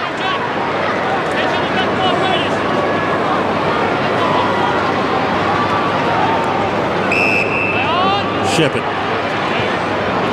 Bumped by Riewoldt on the kick, and legally Dalziel. This has been their best passage of play, the Eagles. This 10 minutes of this third quarter. 11 possessions now for Dalziel. Shepherd. Short. Brown. Floats it back. Dalziel again. Uncontested football at the moment. Both sides are electing to have the full-on zone. That's why we've got a lot of uncontested marks in this period. Good lead from Kennedy. Brown tried to hit him, but he's opposite number 17, Newman, takes the mark to McGuan, and thought he was Mick McGuan there. Tried to take them on and lost. Dalziel. I'd like to see West Coast doing that a bit more. You know, they're taking on the game a bit. Kennedy spoiled. Newman tunnels it out. White, sidestep, caught. Oh, God, that's Kennedy. That's two from Kennedy. Absolutely great tackling. He's lifted. He's trying to inspire his teammates. He's already kicked a goal this quarter. Nailed 2 tackles. Short McGinnity from 60. Top of the square. Nikoski flies from 4 deep. Lacroix! That's his forte. They're back to a 31-point margin. Terrific play. Great opportunist goal there from Lacroix. But Kennedy with his 2 tackles. And then wheeled and go. The ball was 70 metres out. They just got the ball in there. They didn't worry about, and you see Josh Kennedy here knowing the head. Perfect tackle again. It's the big improvement in AFL football the last 18 months. But just wheel and go there. Have a look at where he positions himself here, Spud. Oh, that's just sensational.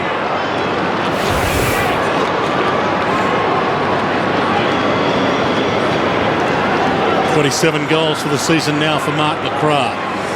He's kicked 18 goals the last 5 games against the Tigers, so averaging over 3 a game. Well, the beauty of Lacroix is he's very strong overhead, he's very clever, and he's a clean player in the forward line. He's a bit like Paul Pleasure. Mark's a bit better than you think, and very, very good at ground level.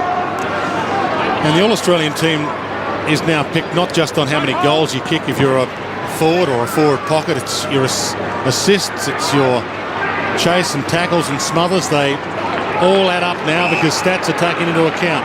Cousins sends it long. Kicked his boot off. Boot went 35. And the ball 45. Ebert knocks it out. Wilkes dragged down, holding the ball. Nason's ball. Bo Wilkes is loose man behind the play. Not a lot of awareness there. Free off the ball here. You know that's actually happened here? Selwood threw Cousins' boot to centre half forward. It's 50 metres. There was a free off the ball. It's Richmond's ball because of it. And the 50 will take Nason to the goal line. And it's because Scott Selwood threw Ben Cousins' boot into the middle of the ground. Right, well, there has been instances before of VFL footy boots into the crowd. He was kinder than that, but it results in a Richmond goal. Well, Selwood there saying, oh, well, I didn't know that was a rule. He got Ben Cousins' boot and chucked it 35, 40 metres the other way. He's got a case. No, that's a bit... He's got a very good case, Scott Selwood. Let's have a look here. So there's the boot on the ground. It might have been after... No, here he is. No, we'll see. There's the umpire on the spot. You can't do it, Dwayne. Well, what's the rule? I'm trying to think the exact terminology, but it comes under misconduct or something along those lines. I'm telling you. So you're saying the AFL does have a rule that if you pick someone's boot up and you throw it away, that it's a free? Yes. Okay. What's the rule called? Well, I don't know what it's called. Well, but give me something. I will find out by the Give it to me. three-quarter time. Right. I'll get on to the geesh. Unduly rough play? No. It's some sort of a misconduct scenario where they can award a free kick. What if the boot was in my line of running and I had to shift it? Long kick towards Riewoldt. Now can't get a fly at it. White lightning. Oh.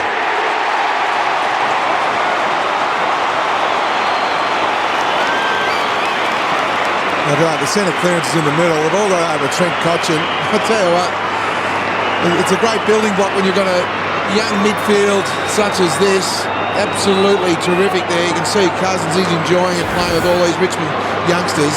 But just get the ball in there, Cotchin, and just ball didn't go where it wanted to there from Bo Wilkes. He's the loose man in the back half. The ball actually went into the corridor at the spoil, had to go wide, but great front and square. So had he thrown the boot over the boundary line for a safety issue, would that be a free? It's Dwayne. Yeah, I'm with you, Dwayne, on this one. No. Come on, Pickers, give me the rule. I'm getting the rule. I'm digging into it. Must not throw at the boot. I'm not saying it. That's in the Bible. Well, you can't throw headbands these days. Thou shalt not throw thine boot. Don't kick the boot. Cotchin hacks it inside 50. Schofield running through traffic. Embley, look out, the steal. Edwards coming off a great first half. Likewise, Martin didn't seem to dispose of it legally there. Umpire let him off. And he shrugs and kicks toward goal. Nason stands under it. It won't matter. Superb.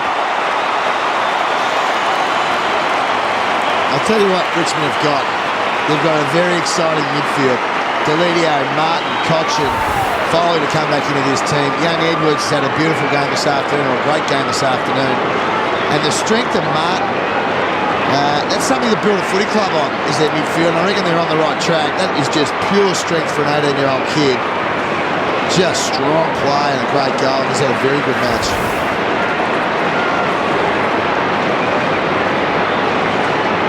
You're right, Pickers. Sometimes you have to create yourself what you want to be part of. Yep. You can't come to a club and expect the environment of the club to mould you. He wants to mould it himself. Well, that was just a great exponent of strength for a first-year player. Unbelievable. 2 goals and just the recovery. Yep. And then off one step with the West Coast players hanging off him. That is class. Written all over it from Dustin Martin. Stevenson wide. Nikoski sits under it. Newman attacks it with the fist and Nason pounces their away again.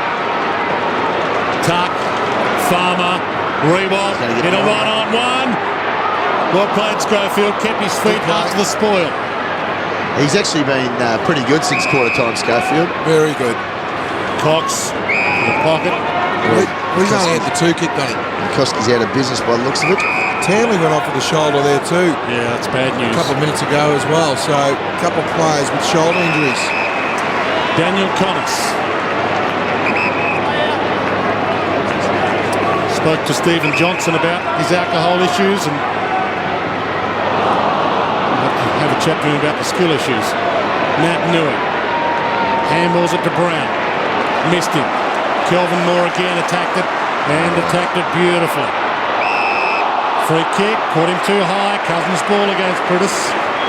Cousins plays on wide. Nason can get and go. Riewoldt's lead is to the pocket. It's a floater. Free kick. And he gets the free. Riewoldt's ball. Well, we have to know that Dean Cox was there. And that's the pressure of playing on the money man, Jack Riewoldt. Will Schofield will have a really good look at it here. You can see his left arm. Oh, no, not a lot in that. Not a lot. Yeah. Oh, no. You're entitled to run alongside your opponent. Well, I was trying to be nice to the umpire. Touch. Well, why you been nice to the umpire? Haven't been nice to me with my misconduct stuff. Well, I'm waiting for the rule of your throwing the boot incident. If that argument continues, you're going to pick your own shoe up and throw it out the window. Is that right? I think it's an occupational health and safety issue that boot was on the ground. I will have an answer to you before the end of this match. Jack Riewoldt, huge kick this. This is for number 7 for the first time in his AFL career. And probably not the last.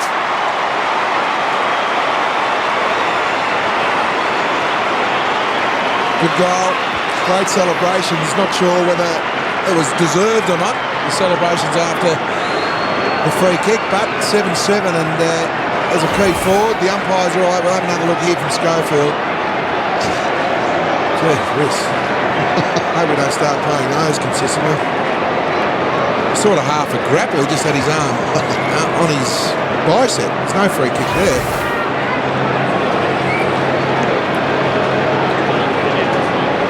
Schofield, a little tap. Well, he's still frustrated there. Will Schofield, I don't blame him. It's a tough game playing as a defender. When those ones go against you, it becomes doubly tough, especially when you go under and he's already kicked 4. Biggest lead of the game, 55 points. Jackson hacks it towards attacking 50. West Coast had numbers back, but it's about to be a Richmond ball. Edwards handballs it behind Collins. Connors, handball out just in time. Scott Selwood. Martin shrugs and handballs. He is amazing for a young lad. Tuck. Moore from 50. He loads up and he misses. Well, some of the greatest midfielders we've seen. Harvey, you can very, very rarely tackle him, bring him to the ground. The modern day pickers, Chris Judd and of course Gary Ablett. Yeah. Dustin Martin, he gets the ball and he's still in the game, even though he's got arms around his waist, because that handball there just explained it beautifully. Well, what it is, he's got a strong around the hips, and those blokes are really powerful around the hips and the backside. I mean, they're very hard to get off the ball. Waters, ugly kick. Farmer pounces, and they're about to reload the Tigers. There's a strife here. Connors made it tough for Jackson. A bounce pass through legs. Tuck. Long to Riewoldt. He's got 2 to beat. Can't beat Cox. Well, I'm not sure why this wasn't happening in the first quarter, Spud, when the game was up for grabs. Exactly that sort of stuff should have been there. Rosa to Prittis. Back to Rosa. Caught to half forward. And McKinley couldn't get anywhere near it. Graham's playing well. Jackson, handball inboard. Deledio, Farmer, they're all getting a piece of it. Farmer gives it away though. Embley bounces his way towards 60. Bounce back to him kindly and heads wide to Lacroix. Takes on Graham. Good tackle, Graham. It was superb for the big man. Little toe poke McGuan was okay. Pounces and goes.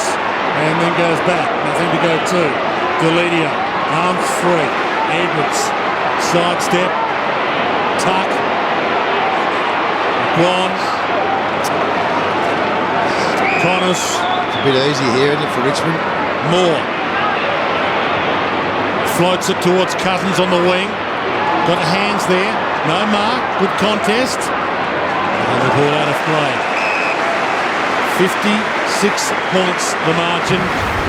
Here's Bo Waters. This is probably sums the West Coast Eagles up. He has a look up. He's got 2 free West Coast opponents. One there, one behind, another one behind Farmer. There he is there, McKinley.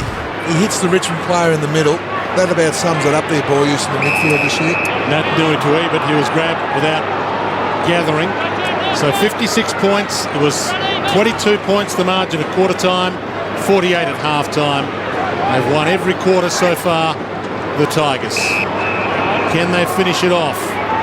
Jones. Shortish inside 50. Lacroix attacked it nicely.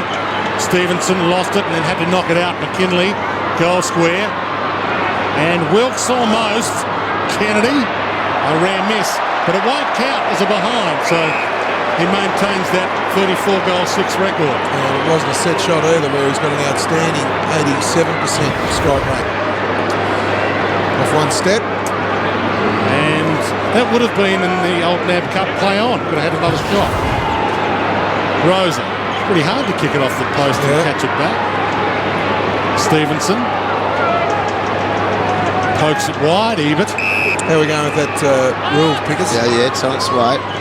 Got my people speaking to their people. Rosa. They'll come back to me. Dalziel. And that's a horrible handball. It's just sloppy. It's sloppy football, West Coast. Well, it's befitting a team that's in contention for the wooden spoon. Yeah, well, I don't think we can blame John Worsfold for the lack of easy targets hit today. Here we go. I was going to say, it's not our Worsfold out there missing targets. Riewoldt is hunting down number 8.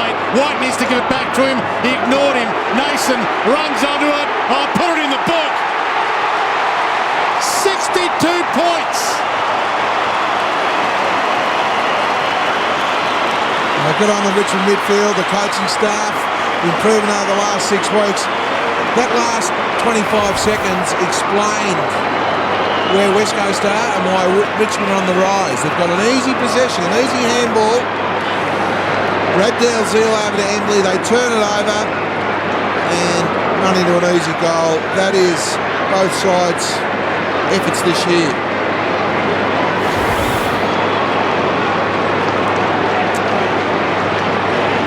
There is the coach of the Tigers, Damien Hardwick, coaching from the bench. But he did say during the week he likes to coach from there. Yep. We'll like it a lot more, Dwayne, with this scoreboard. From the ball up. Coach from anywhere. You play like this. Did you ever get down there on there when you were coaching the Tigers, Spud? Make your way down to the box? I saw you open the window and have a... Give out a bit of advice to some spectators on a couple of occasions. White towards Riewoldt, can't get a jump at it. Especially not It out. later in the early days was okay, but probably afraid to go down there later in the coaching. Well, there you go. Riewoldt 7, Nason 3. Impressive play, Nason. From the ball in. Busy. Vickery knocks it down. Yes. Collins breaks free and slams through a behind. Now, the Tigers came in 1 win and 10 losses. West Coast came in 3 wins and 8 losses. Tigers came in with 61% as their percentage, way off the West Coast's 83%. But they're about to get themselves within 1 win of the West Coast, and depending on what happens in the final term, eat into that percentage margin by a rather large amount. And they still have Richmond games against Port Adelaide, Adelaide. They've got a game against Melbourne and a game against North Melbourne to come this year, the Tigers.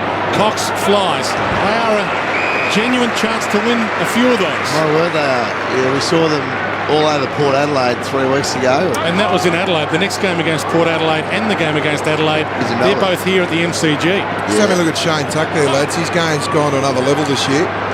We know he can win the hard ball. He's had the 5 clearances, 9 contested possessions, but he's had 4 goal assists and his ball use. And that's been the issue on Shane, but he's gone to another level this year since he's come back from the VFL.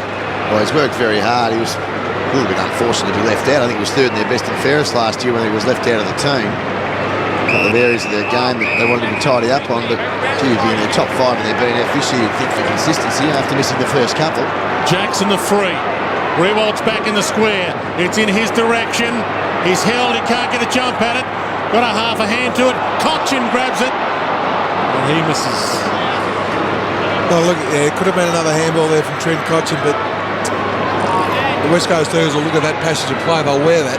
Double up, triple up on Riewoldt. If someone else comes in to kick some goals, you'll be happy with it. But it's been the Jack Riewoldt show today with 7. Here's Tuck, who you're talking about on cue. Short pass, Cochin to Collins. He was actually really clever by Cochin. Just the required 15. He goes to the pocket, back to Tuck. And he can have the shot. Had a strange career, Shane Tuck. He had a crack at Hawthorn where his father was a superstar. They didn't want him, went to West Adelaide. He had a heart problem that needed surgery for a while, and that almost ended his career. Yeah, he was over in South Australia, and I remember doing the testing on that, Dwayne, but when he ran around the town, we thought, there's nothing wrong with his heart. Absolutely. It was unbelievable figures.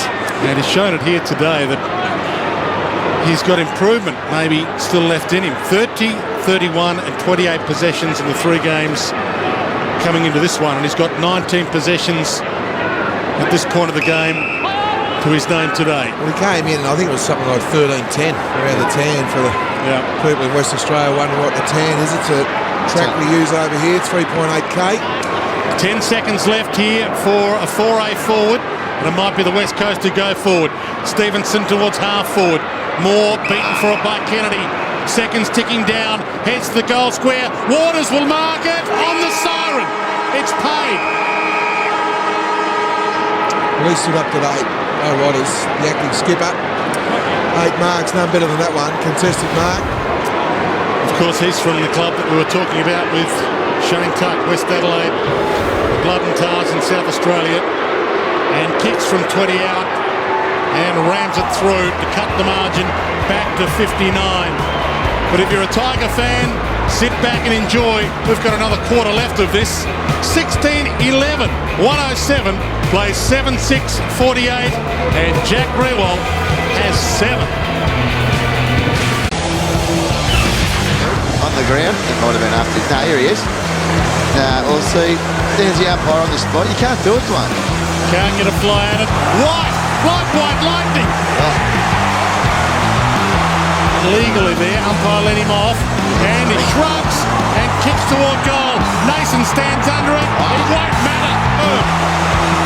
This is for number 7 for the first time in his AFL career, and probably not the last. Nason runs onto it. Put it in the book. 62 points. Three-quarter time at the Melbourne Cricket Ground. Richmond to 16-11, 107. West Coast 7-6, 48. Richmond by 59 points. Jack Riewoldt has 7 goals to three-quarter time. And the West Coast Eagles have some big problems. Well, I've investigated player misconduct. Is the rule. Is the rule for the boot throw? Yeah, for the boot throwing. None of that sort of rubbish getting allowed these days. And that was actually, from the moment they did that, they kicked 3 goals in 5 minutes.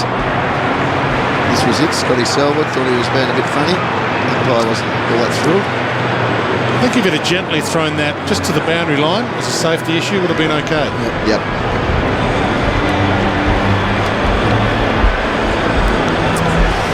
Moving back to position, the star of the show, Jack Riewoldt, 7-goal afternoon. They will win this, the Tigers. They've lost 8 of their past 10 against the West Coast. Round 8, 2002 was the last time Richmond defeated the West Coast here at the MCG. It's just a matter of the margin now. Well, the story is, can he kick 10 goals, Dwayne? I know you're the king of the stats. Who's the last forward to kick a bag of 10 double figures? And when was it? Probably Jonathan Brown a few years ago at the Gabba. Oh, probably you'd know that. What year was it? 2007 against Carlton, probably. Not sure. And for Richmond, it'd probably be Richo back in 2004, the last Tiger.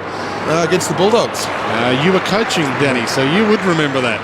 Well, funny enough, Dwayne, I do remember that one, Pickers, and about 10 minutes before the game, the medical staff and Richo come up and said, I've got a bit of a strained hamstring. Oh, really? And he's ended up slotting 10. Just a lazy 10 with a hammy. PB with a hammy. How many handballs that day Richard dished off, do you think? Half of one. Not quite one. Tuck. Got a kick away. It's a 3-metre kick, but effective. Jackson runs back into trouble. Natanui. Grab. Fend. Handball. Brown gives it up. Waters. and McKinley from the pocket. And that's why you should elevate your kicks occasionally, not try and roll them home all the time. He could have kicked an easy drop punt goal there.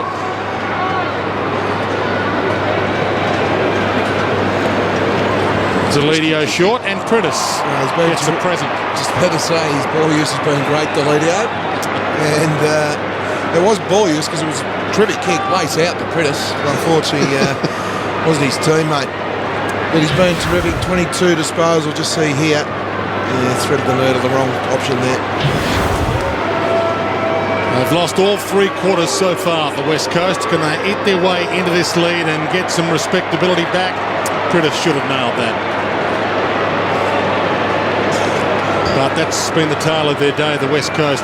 They've lost their past 3 this season, and it'll be 4 in a row now, and they have the Western Bulldogs at Subiaco next Sunday before they get their 2 weeks off with the split round. Well, it's been the tale of the year, Dwayne. They're ranked 15th for kicking efficiency. And John Worsfold, I can't believe he hasn't gone grey because he can't kick it for them. You're not going to get easier shots on goal on that one. Good tackle, Farmer. Prentice dragged down, couldn't dispose of it legally. White, gang tackled. He's dragged down, tried to shuffle it out, and it was shuffled back in under him, and we'll get another ball up. The West Coast Eagles have never won a wooden spoon. Their worst season in club history was 2008 when they finished 15th. By the way, the club made a $4.7 million profit that year as the 15th finishing team, so it didn't affect the club overall all that much, but they are headed for a very low finish again this year, and maybe worse than 15th, as Nick Natanui liked his opportunity to kick a goal here and add some respectability to his stats tally. Not sure where Graham was there because Deledio was up against Natanui. That's why the free kick was there. This is his first kick, big Nick. Natanui gets onto it, but gets onto it wide. So yeah, 1 kick, 4 handballs, no marks for big Nick today. Just see here, Deludio trying his hardest to hold him down. That well picked up there by the umpire. Good decision. Certainly a free kick. McGuan, back pocket, got close to the man on the mark. Puts it up long, and Embley had a good piece of it and then dropped it. Prittis, arm grab, Embley, hands it back, McKenzie. There's a chance here again, the West Coast. McGinnity floats it wide, Lacroix. More! Oh, good grab. Over the top, big grab. Well, their confidence are building. When you get your defenders... Done an ankle, I reckon you'll find here, boys. Landed. Really, did he? Yeah, it's the right ankle. He's out of business. Let's have a look at this. Oh, he's landed on the boot of Lacroix. Rolled it. It's just a little inch, isn't it? If he lands on the grass, he's sweet. He's sweet. If he lands on the side of his foot, he's rolled his ankle and he's out for the rest of the game. And with a 56-point lead, no need to leave him out. Yeah, he's coming straight off the ground. Edwards slides past a couple. Riewoldt's on the move. Edwards sees him run back to the square. Puts it up high. Riewoldt has to come back to it. Jones got there. Didn't mark it. White dives in. McKinley got the arm free. Prittis from half back. Scott Selwood. Mitch Brown. Good option. So Kennedy from 50. Doesn't want to go for goal. And Lacroix, a very good option as well. And line up from 40. He's tried hard, Kennedy. He's kicked the 2 goals. 15 disposals. A lot up the ground today, though, Spud, wasn't it? Not so deep as he has been. Yeah, a lot outside 50, a lot of his marks. 4 scoring assists, though, so hasn't been their worst player.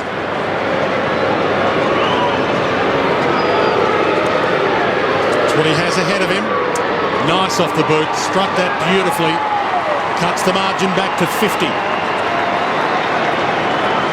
Clever player, Lacroix. He's averaging over 3 goals a game against the Tigers.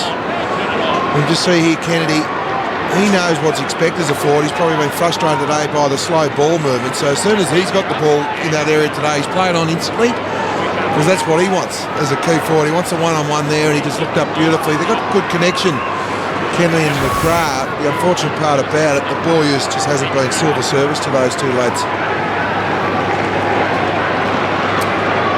3-goal afternoon for Mark Lacroix, 28 for the season. You're not going to win too many games with 35 entries, and that's all they've had the West Coast today, which has made it very difficult for forwards. And the ball up, Graham, little palm down, Prittis. Put a little high by Jackson, got the handball off, Natanui, Cox, Selwood, Dalziel. To half forward. McKinley, Kennedy both went for it. Lacroix read it beautifully. It's all about the bounce. It sits up, and Farmer can knock this through. Clever stuff. Sort of sums up how a game of footy can be. You did the game yesterday down in Tassie. Luke Hodge burst out of the middle, kicks one and spun more than Tim May off break. And then that one there, the West Coast having a dirty old afternoon. Instead of just tumbling through like you'd normally expect it to, it holds up. Yes, it's been the tale of their day. High kick towards Cox. Hacked forward, Cousins by Tuck. Edwards, sidestep. Floats it up in the King direction. Embley with the big spoil to the boundary side. Hearn shoots the handball all the way back to Schofield. And he's got Wilkes or Stevenson. Goes to Stevenson. Eben. Of course, for our younger viewers, we don't know who Tim, but no idea who Tim May is. Yes. He did play for Australia for a lot of years ago now, but we'll call him a Murley type bounce. How's that sound? What about Shane Moore? He's a leg spinner. Nelson's there. No one play there too. Tamblin tried to thread the handball through. Embley steals it, and Dalziel can run. Kennedy's on. And it's a good pass to him. Lacroix's inside 50, calling for it short. Ignored. McKinley, not ignored. And hit well with that pass. But he's been a little iffy in front of goal today. Ben McKinley, as Nason comes off with a hobble. So he's kicked the 1-goal-3. McKinley. Long run up.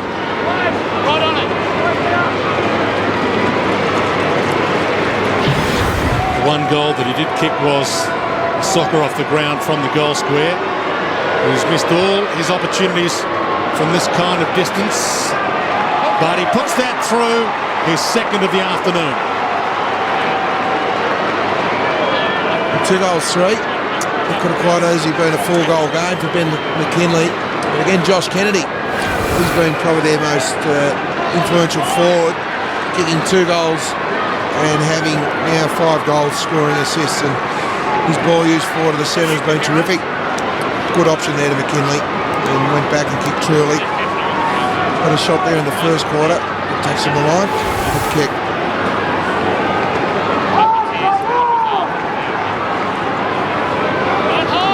Four goals against St Kilda, his best this year, Ben McKinley. 3-goal week last week. 2 goals this afternoon. We've had 6 scoring shots at the start of this last quarter to 0. So is it the West Coast Eagles playing well, or Richmond have put the cue in the ring? Well, I think Richmond maybe has spent a lot of their petrol tickets, and the West Coast have saved a few up. Brown and Eben. Handballs it back over the top. Newman hunts it down. Big hip and shoulder. Waters and Newman both get up, both okay. White short, horrible kick. West Coast with the numbers getting each other's way. What's going on there? Well, everybody makes mistakes, but some West Coast Eagles players have abused the privilege today. He's hurt too. He's hurt his shoulder. Floats it towards half forward. His left shoulder, Brett Jones, I think. Rosa keeps it alive. Waters. And he'll be coming off. Late inclusion, Brett Jones, and won't see out the game. Deledio long. Riewoldt uses the arms to fend off. Still a chance to grab this. And it's trapped under Cousins. He's got a left corky too, so he's in a lot of pain. He's got the left shoulder and the left leg. Let's have a look at this. That's that the was Bo Waters hit. Newman, that's as tough as they come. That one just needs a bit of Benny Hill music. The left shoulder there. Gee whiz. It just sort of sums up the dirty old day they've had, the Coastal, unfortunately. Edwards sends it in the Jack Riewoldt direction. Can't get a jump at it. Front of the pack. Tries to crumb it. Could go off the ground. Put him down for 8. And 8 of the best. Unbelievable goal. Great recovery. I thought the Eagles did really well, but the issue was they all went up and half spoiled each other, and the ball just spilt down, which allowed Riewoldt to get in. You just see the West Coast Eagles here, Cox, and the ball spills off the boot. And Bo Wilkes, I think it was, too. He just come in here, didn't get a fist on it at all. It's hit Cox on the shoulder.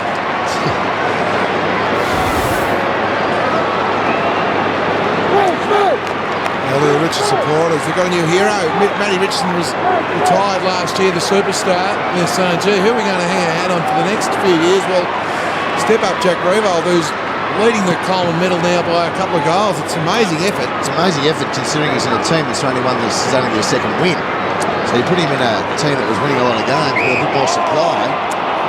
Too high, West Coast free. The issue was the 3 Eagles boys all had a chance to get a piece of the ball, and not one of them got a piece of it, just landed down, and Riewoldt said, okay, I'll just kick an easy goal. Little flick down by Lacroix, pack forms.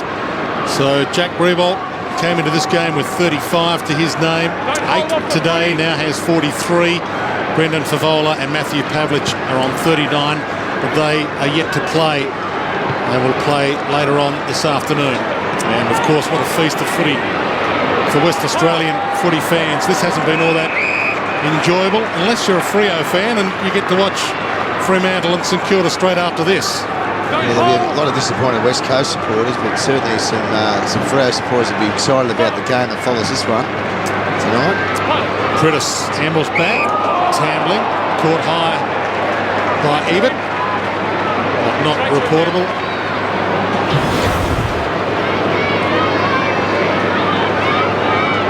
Players are getting very good at not actually going through that bump these days. Yeah. Tamlin puts it up. Jackson and Vickery and Cox. Vickery wins. Hands off the tuck. Riewoldt's in a run-on-1. He's on the lead. Schofield with him. Attacked the half volley nicely. Bumped off it. King. Vickery. Nason back on. Jackson got the arms free, looking for a handball option. Dalziel. Prittis. Turn through traffic, nice. Nothing long. Nothing Rosa. long to kick to. Yeah. Hands it back inboard, Shepherd. Dalziel. Stevenson.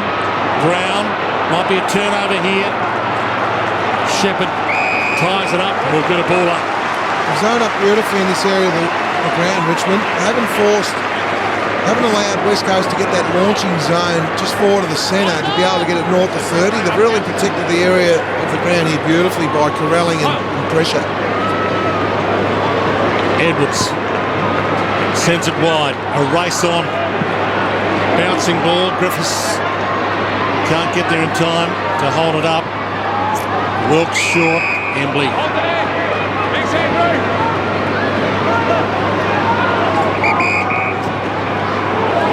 Turnover.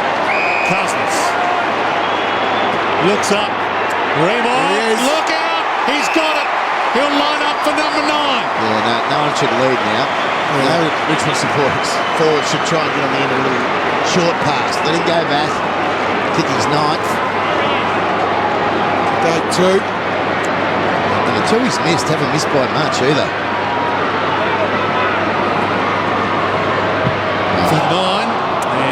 That won't score.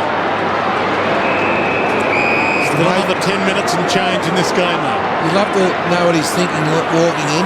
Have I got a bag of 10? Because, look, it's easy to miss, but you just think of his mindset. If he focuses on kicking the goal, because he's one of the best set shots you'll see in the game. He's certainly worked on his technique. The excitement, the adrenaline must be bubbling through his veins at the moment, though. Well, all the Tiger fans are at that end of the ground. I think there's more here in the second half than there was in the first half. Words got around. Oh, they sniffed the win. They've turned up here. Arms around, hold free. Nat Nui's ball.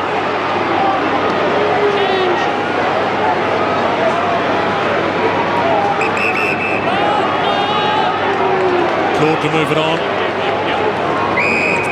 Richmond meet Brisbane at the Gabba next week and then have their 2 weeks off. West Coast, as I said earlier, with the Western Bulldogs at Subiaco. And then they have the split round break. Waters crunched a couple of times today. We're looking forward to a rest. Embley. And he has, Andrew Embley, his 200th in a few weeks' time. Big celebration coming up for him, but it'll be Richmond to celebrate shortly.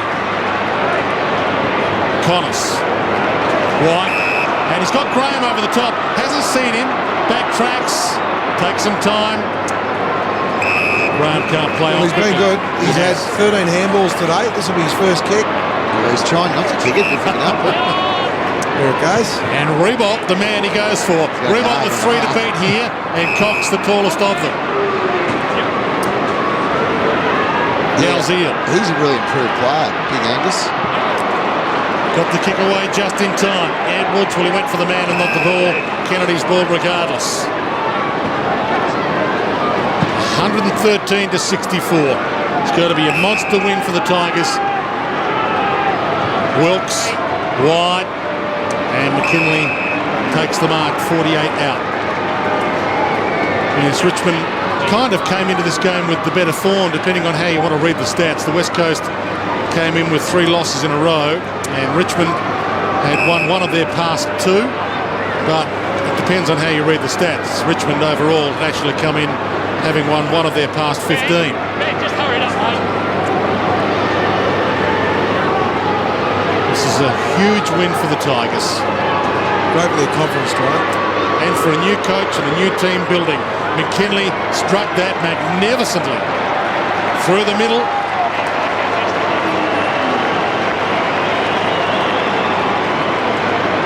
Well, again, he's kicked 3 goals, 3 now. Ben McKinley. As a half forward, he's got 6 scoring shots on the board. Good ball use here. That's been their issue. When they run the space beautifully, West Coast, and when they use the ball, it's no different than any other side, and they play on quickly. It's just their issue at the moment has been when they've turned the ball over through the midfield, some of their turnovers have been indefendable. Well, the question you have to ask is, was it real form we saw last week against Geelong, which is really encouraging, or were the Cats just a bit off their game? because this sort of performance today is unacceptable when you're playing a team who's won one game for the year and on the bottom of the ladder. Any way you look at it. Cochin's ball. Richmond will get the clearance. Especially when you look at the fact that they've only had 9 less disposals than Richmond. So it's basically... There he is. Riewoldt's on the move. Got it. And almost 50 for the push. Now, all right, if he kicks this, Dwayne, I'm going to run down and interview him. I'm serious. I'm going down and interview him if he kicks this. What, during the last 7 minutes? No, after the game, I'm going to make a beeline. Just off the screen there, it was terrific play from Matty White to keep his direct opponent in Patrick McInerney out of the play. From 50 for number 9. Bends it back a little. But 8 is still going to be a magnificent day at the home of football for Jack Riewoldt. It'll still be his best ever haul. Turnover. There's still some opportunities here. They move the ball quickly. West Coast getting numbers back. Sends it high. Vickery flies into it, back of the pack. Cox lurking over it. Tried to hand it out. Cochin attacked it nicely. Ball still alive. King. And he towed that over the boundary. That was on the full. Well, McInerney thought it was. I'm a long way away. And Jack King, he's been lively today as a half forward. Jackson got it from Tuck. Mason, goal square. McInerney with him. McKenzie can accidentally fumble it through. Now he takes it out deliberately. Ooh. Because the rules are actually different for deliberate out of bounds or a deliberately rushed behind. Well, it was well disguised, Wayne. I think he always knew what he wanted to do. Matt Newey with the palm down. Free kick out of this. There's a hold. And it's going to Riewoldt. Jack Riewoldt's ball. And he should kick his ninth. Yeah, I'll have to have another look there, Dwayne. It's amazing how you give a free kick away in this area of the ground. You see Schofield, yeah, well picked up. That's definitely a free kick, holding onto his left arm. That's just the pressure of playing on a guy who's white hot at the moment, white hot form. There'll be a huge roar. There's a new king of Tigerland.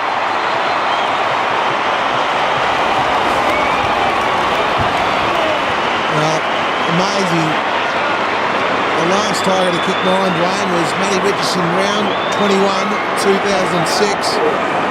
And he was the hero of the Tiger faithful down that punt road ends. We see the free kick there to Jack Riewoldt on Will Schofield, well picked up by the umpire. But they've got a new hero down there at punt road now, and his name's Jack Riewoldt, 9. Can he kick 10?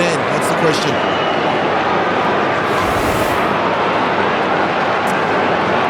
And it's probably appropriate the World Cup's on right now. Jack Riewoldt played soccer until he was a 12-year-old.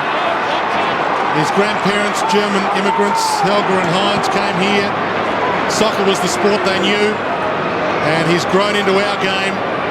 He followed his famous cousin Nick, who inspired him to play AFL at the age of 12, Jack Riewoldt, instead of the game of soccer.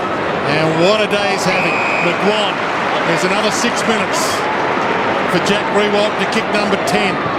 We'll see Dean Cox in the ruck now. He's running back to try and double team Jack Riewoldt.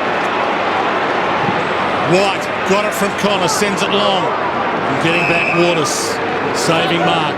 22 minutes gone. Cox. Schofield. Dalziel. If you haven't been watching the whole game, Jack Riewoldt, 5 goals in the opening 19 minutes of this game. 1 goal in the second term, 1 goal in the third, 2 so far in this last quarter. Waters, Embley, Cox. Embley. Shortish to half forward, Delidio in the hole. The crowd urging every Tiger on. Get it down there. They want double figures for Jack. Farmer. Newman thought about calling for it back again. He might still get it. Farmer caught the play on. He's got Delidio inboard and he missed him completely. Horrendous. Embley, McKinley, Embley, Dalziel probably deserves a goal for his efforts today and slides it home.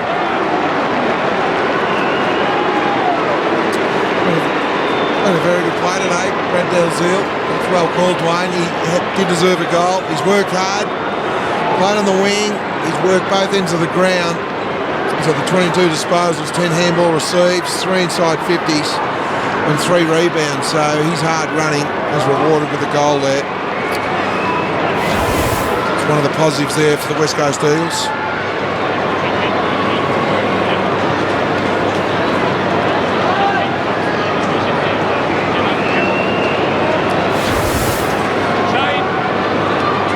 $120-76. Still plenty of time for the magical 10, Dwayne. That's all that's left in this game. We've got a bit over 4 minutes left. And Jackson with the clearance. Wobbles it to half forward. Tough ball to mark. Fantastic grab by Waters. It's been outstanding as captain today. Has been super. Caught though, gets the handball away. A collision between two Eagles. Nason, Cousins, Nason. Riewoldt says, give it to me. He's about to jump and go. Off hands. King had it slapped away from him, but he's about to pounce regardless. Embley with him on the boundary. Cousins, hard.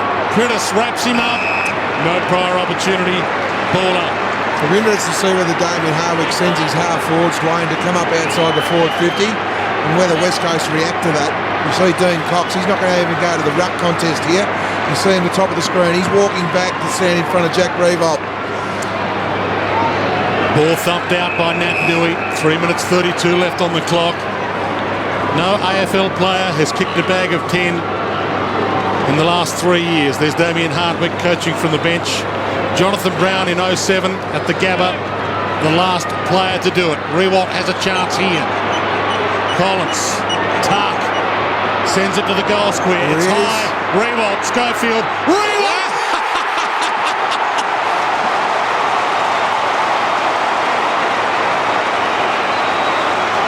The pictures here paint a million words. The crowd on their feet. Well, just have a look. Sheer strength. That's beautiful vision there. Protecting the drop zone. They haven't had a lot to cheer in the last few years, the Richmond fans. We try and run around a bit.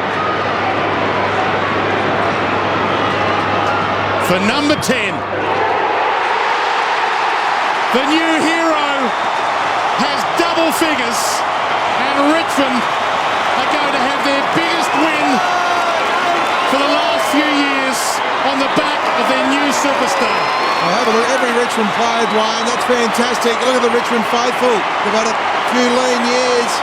Every Richmond supporter is out of their seat applauding the new hero, Jack Riewoldt. You see the mark there. Every Richmond player, even the fullback Luke McWan, ran down. As you have another look at the goal here, just watch the Richmond faithful stand up as one. It is just amazing to see the crowd here. Oh, that's fantastic. What great vision there. You see the Richmond faithful and the emotion of Jack. He knows the punt road end. That is an amazing story there. The last player to kick 10 goals for Richmond was Matthew Richardson, round 10, 2004. Natanui with the clearance. The crowd here in awe of their new hero, Jack Riewoldt. And he has demolished the West Coast Eagles. The West Coast have kicked 11 goals. Riewoldt is 1 goal behind them with 10. Ebert to line up to make it 12 for the Eagles. Oh, it's just an amazing story. It's the Jack Riewoldt show. He's taken 7 contested marks, mate. The average for teams is about 4.5 to 5. He's taken 7 on his own. And Ebert misses to the near side. They came into this game as the favourites, according to the bookmakers, Richmond. But who would have thought? At one stage they led by 10 goals. Richmond, they led by 22 at quarter time, 48 at half time. Did lead by over 60. And they currently lead by 49. And this one's not done yet. Has he got number 11? Riewoldt up to half forward. goes to the marking contest. McGinnity hands it back. Waters. Riewoldt doing some chasing. Prentice. Selwood.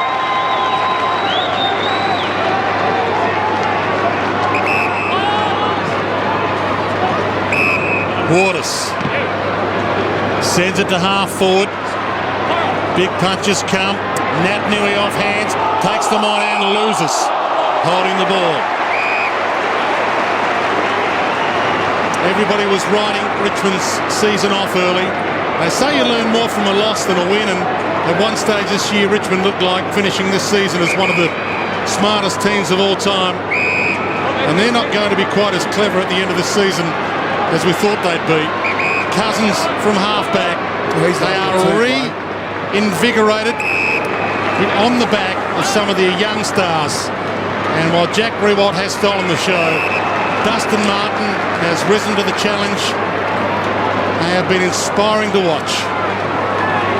Collins, Riewoldt at half forward, bouncing ball, flicks it on, half held, no free. White dives in, Stevenson with him. Eben. 30 seconds left and a smother for Asprey. Another one of their young stars trying to make his way. I tell you what, when you look at the young stars, Riewoldt 10, Martin in the middle. Deledio is another guy. He's their leading possession getter, 25 disposals. It's been tremendous. McKinley. Rosa. Scott Selwood. And even though it's a huge grab to Deledio over the top, even though the horror tale in this is the West Coast Eagles are a contender to win the Spoon, it's worthy only to talk about the Tigers after this. It's all about them and it's all about him. The 10-goal hero, Jack Riewoldt, and the 49-point winning heroes, the Richmond Football Club, and their hopes this season resurrected by their new god. 1912, 126 to 11-11-77. And you couldn't write this script. Everyone that came here today hoped for something special. They got more than they could ever wish for. The Richmond faithful, Dwayne, you've got a feel for the Tiger Army. They're up as one. This is unbelievable scenes here from the Tigers. It's their second win for the year, but they've done it in emphatic style, and the stars all around the ground. But obviously, it's going to the Jack Riewoldt side. But Deledio was terrific. Shane Tuck, you see Ben Cousins there shaking the hands of his former teammates. He must be loving this. He'd be reinvigorated playing with these young midfielders. Dustin Martin, Trent Cotchin, Collins, McGuire, their defence with super. Edwards also was terrific with a number of disposals. And it's going to be a long journey back. They only had 5 more disposals than the West Coast Eagles, yet they've won by 8 goals. You hear that Tiger theme song in the background. Just absolutely unbelievable there. Chris Newman, he's tough as they come. He looked like he was down and out nice and early. Fantastic scenes here. It might be the last time Ben Cousins plays against his old team. We understand that Jack Riewoldt has declined the opportunity of a one-on-one interview because he wants to soak this up as part of the team and not make it all about him. We'll head down to the skipper, Chris Newman, who's talking to Liam Pickering. Yes, Chris, well done today. What a great win. We couldn't get a hold of Jack because he's been put on ice because of his performance. 10 goals today. What a performance. Yeah, he's trying to keep a lid on, I think, but it was terrific.